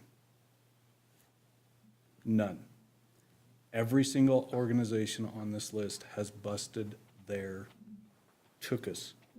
Not Most rec. of them. Technical? I Well, would our argue rec that- does Most fundraise. of them, I but would argue that our rec does not Yeah, they fundraise. don't. they fundraise. do not. And we're also very close to 100% there. Juvenile So, Justice Services doesn't Yeah, they fundraise. They can't have, really fundraise, I don't know, or, well, they do get they're fees. but they're fundraising with very- us. Yeah. I would propose $20,000 for juvenile justice, 0 for the chamber. We did it back in 2021, somewhere back there. I don't like it, but that frees up much more, and we can fund those items, Eagles Hope. We get much closer on Wind River or the WRTA. Okay. Okay. The motion is for 25,000 for Eagles Hope, 10,000 for the Chamber, 25,000 for Wind River Transportation Authority. I mean, that's where we're at with the motion. Yes. Do we have any other discussion on that or any amendments where we would want to scooch that around a little bit? If we were going to change anything for juvenile justice, I think we'd have to have somebody that would have to do a motion to reconsider that voted in favor of it, which I haven't heard yet. So the best Robert's rules would be to let this fail, so we could sort of Yeah. Yeah, probably. So If call you for the wanna- question. All right, all in favor of the motion as presented, say aye. Aye. Those opposed, say nay. Nay. Yay. Okay, that fails. So we're back to needing to figure out $55,000. The best laid plans of Karen Johnson's and men. I tried. Okay, so do you have who voted aye for the juvenile justice? I did. I can't. Your Honor, I have Rebecca Pearson Lewis, Councilmember Bailey, Councilmember Johnson, and Councilmember Mayor Tim Hancock voting aye. Okay. I would move that we rescind the vote on juvenile justice for reconsideration. A motion to reconsider the 35,000. Do we have a second? Second. We have a second to reconsider that. All in favor, well, okay, let's just reconsider it. Where are we at? What do we want to do there? What's your proposal? I think we're just reopening the discussion, aren't we? Yeah. Yep. All in favor, say aye. Aye. Aye. I vote aye. Any opposed, say nay. Nay. Anybody that just wants to go to bed, say aye. It's unanimous. Okay, what's your proposal, Mr. Bailey? I would move that we change juvenile justice to 30,000, so reduce it by 5. That's good. And I fully believe in that program, but I think we've got to, Where's your we got to make headway somewhere. Right. Make it. Okay, do you want to make a motion for any other one too? Because you could do the same thing. Okay, and so we just could take do care Do of it same all. thing. Do it all, Mike. Can we Okay. keep track of it? Because we had a He's motion got to it. reconsider it. Kyle's got it. We are All right, reconsidering so I it, would say juvenile justice. reopening it. I think It's Kyle already has- reopened now. Kyle's making funny faces. Your Honor, I would stick to reconsidering just the one item. Okay. You made a motion to reconsider, but you never actually put an allocation on it. So to track this one specific item, because you're reconsidering previous action, Okay. you may amend the current motion that you're reconsidering this specific item to an amount. Okay. And then I would let that pass or fail, and then move on to the other item. What's your motion for So juvenile justice? I would move that we move juvenile justice down $5,000 to 30,000. we have a second? Second. Okay, any other discussion on that item? Your Honor, Yes, ma'am. I'm gonna stick firm at 35. The kid, just what the director stated in that last meeting, we're funding more to animals than we are to kids. Criminals. And they are Oh, kids. my gosh. They are kids in need of services, and that was completely inappropriate. Well, and let's be clear, though, we don't have, and I agree with you, Councilwoman Johnson, but we don't have, other than an ethical or moral obligation, which I agree we do have, we do not have an obligation to provide the juvenile justice services. I just want to keep that clear in terms of, as we talk about pause, as we compare it to anything else, and I appreciate the work that Mr. Butterfield put towards this. As we consider pause versus anything else, that's, of all of these things here, the only thing that if we don't fund them, we're in charge of it. Now, we could say we want to take on juvenile justice services, and we want to actually have probation agents for our children, and we could hire them. And I agree with you, we would be getting that for much more than 30,000. So, all right, we have a motion and a second. Any other discussion regarding juvenile justice services? All those in favor say aye. Aye. Any opposed say nay. Nay. Hey. I vote aye. So we're at 30,000 for juvenile justice services. Your Honor, can we just get clarification on the votes for that one? Yeah, I didn't vote. Aye. I'm, So, aye. Okay, thank you. Other ayes? Kyle? I'll vote aye. So, 4 Aye. squeaked by. Councilwoman Beck. Okay, Okay, so I have Nay, nays going. nay, nay. Councilmember Carr, nay. orders, and 4-3. Yeah. It passes. Okay, so now, where are we at? So, Your Honor, now your tally of available funds, if you choose to stick to the 240,000, is $65,000. My point is, somebody give me a motion so we can go home. Your Honor, Yes, ma'am. I would like to move that we do $3,000 for injury prevention. And, I'll second. Take- come on, somebody give me a motion to go home. All right, we have a motion for 3,000 for injury prevention. We have a second. Any other discussion? All in favor, say aye. Aye. I vote aye. Any opposed, say nay. Nay. Motion passes. Okay. We have a go-home motion. Probably unanimous, but I don't think we're there yet. Your Honor, I will move that we give the Chamber of Commerce 10,000 and the balance of 52,000 goes to Wind River Transit. Oh, I missed, sorry. Eagles. Somehow. 5,000 to the Chamber of Commerce. 15,000 to Eagles Hope 42,000? and 42,000 to Wind River Transit Authority for a grand total of $240,000 and the budget balanced. We have a second? I second. Second. We have a second by Councilman Larson. We'll say this time, don't have a coin on me. Just going with the left. Any other discussion on that? All in favor, say aye. Aye. Aye. Any opposed, say nay. I vote aye. Motion passes. Do we have any other motions? Yeah, I moved to close meeting. Well, we've got We two have a items. little We piece have of this. one more Oh, business item. First item, the next item we have was added by amendment.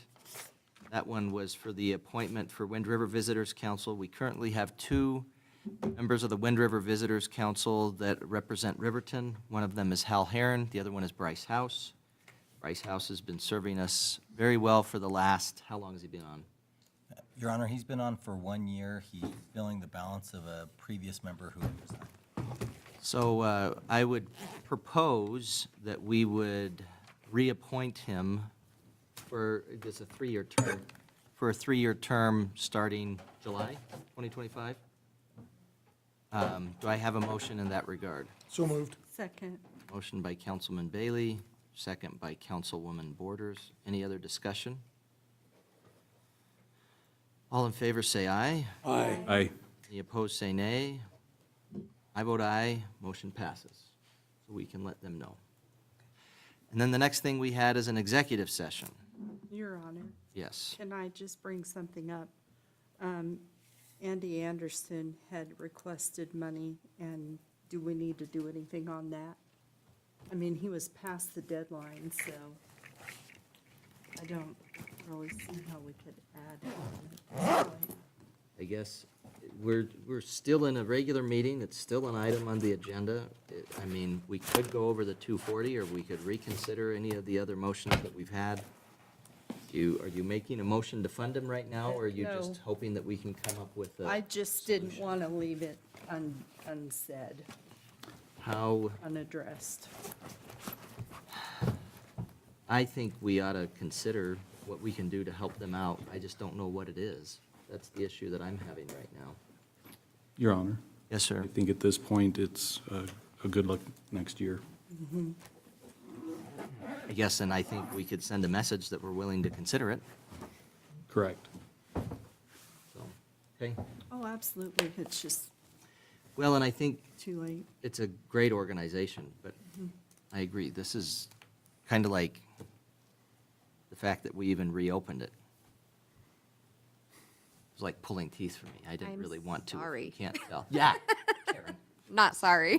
Mhm. I'll do it every time. I'm not sorry. I'm not. No, I'm not either. I think we're fine. I appreciate the discussion, and really, if you look at it by the numbers, what changed was a reduction for the chamber, and I know it takes a long time, but a reduction for the chamber, a reduction for our rec, but our rec was able to find other funding, so in hindsight, it was a good thing, right? Yes. And then reduction for Eagles Hope, which is regrettable. We're trying to balance things, so.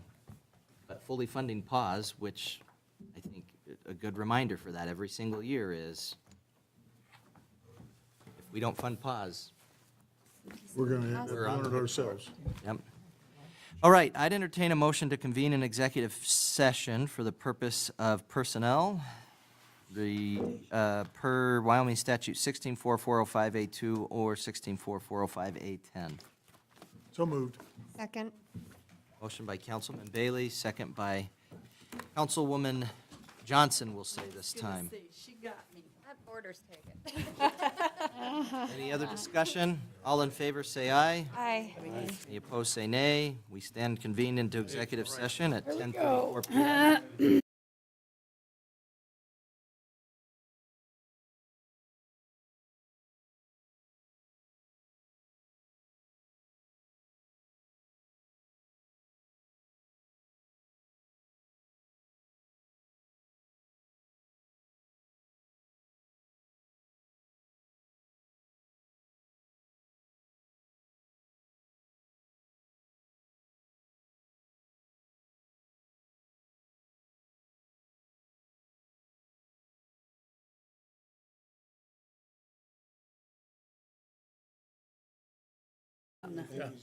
Every time. Get them all good and worn out. All right.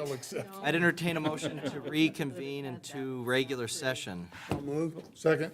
Motion by Councilman Larson, second by Councilman Bailey. I'm giving Mia time to get to her desk. To reconvene into to regular session. All in favor, say aye. Aye. Any opposed, say nay. I vote aye, motion passes. We're reconvened at 10:42.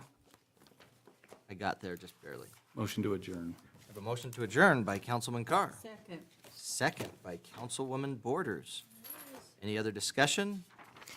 Don't you dare. All in favor, say aye. Aye. Any opposed, say nay. We are adjourned at 10:43.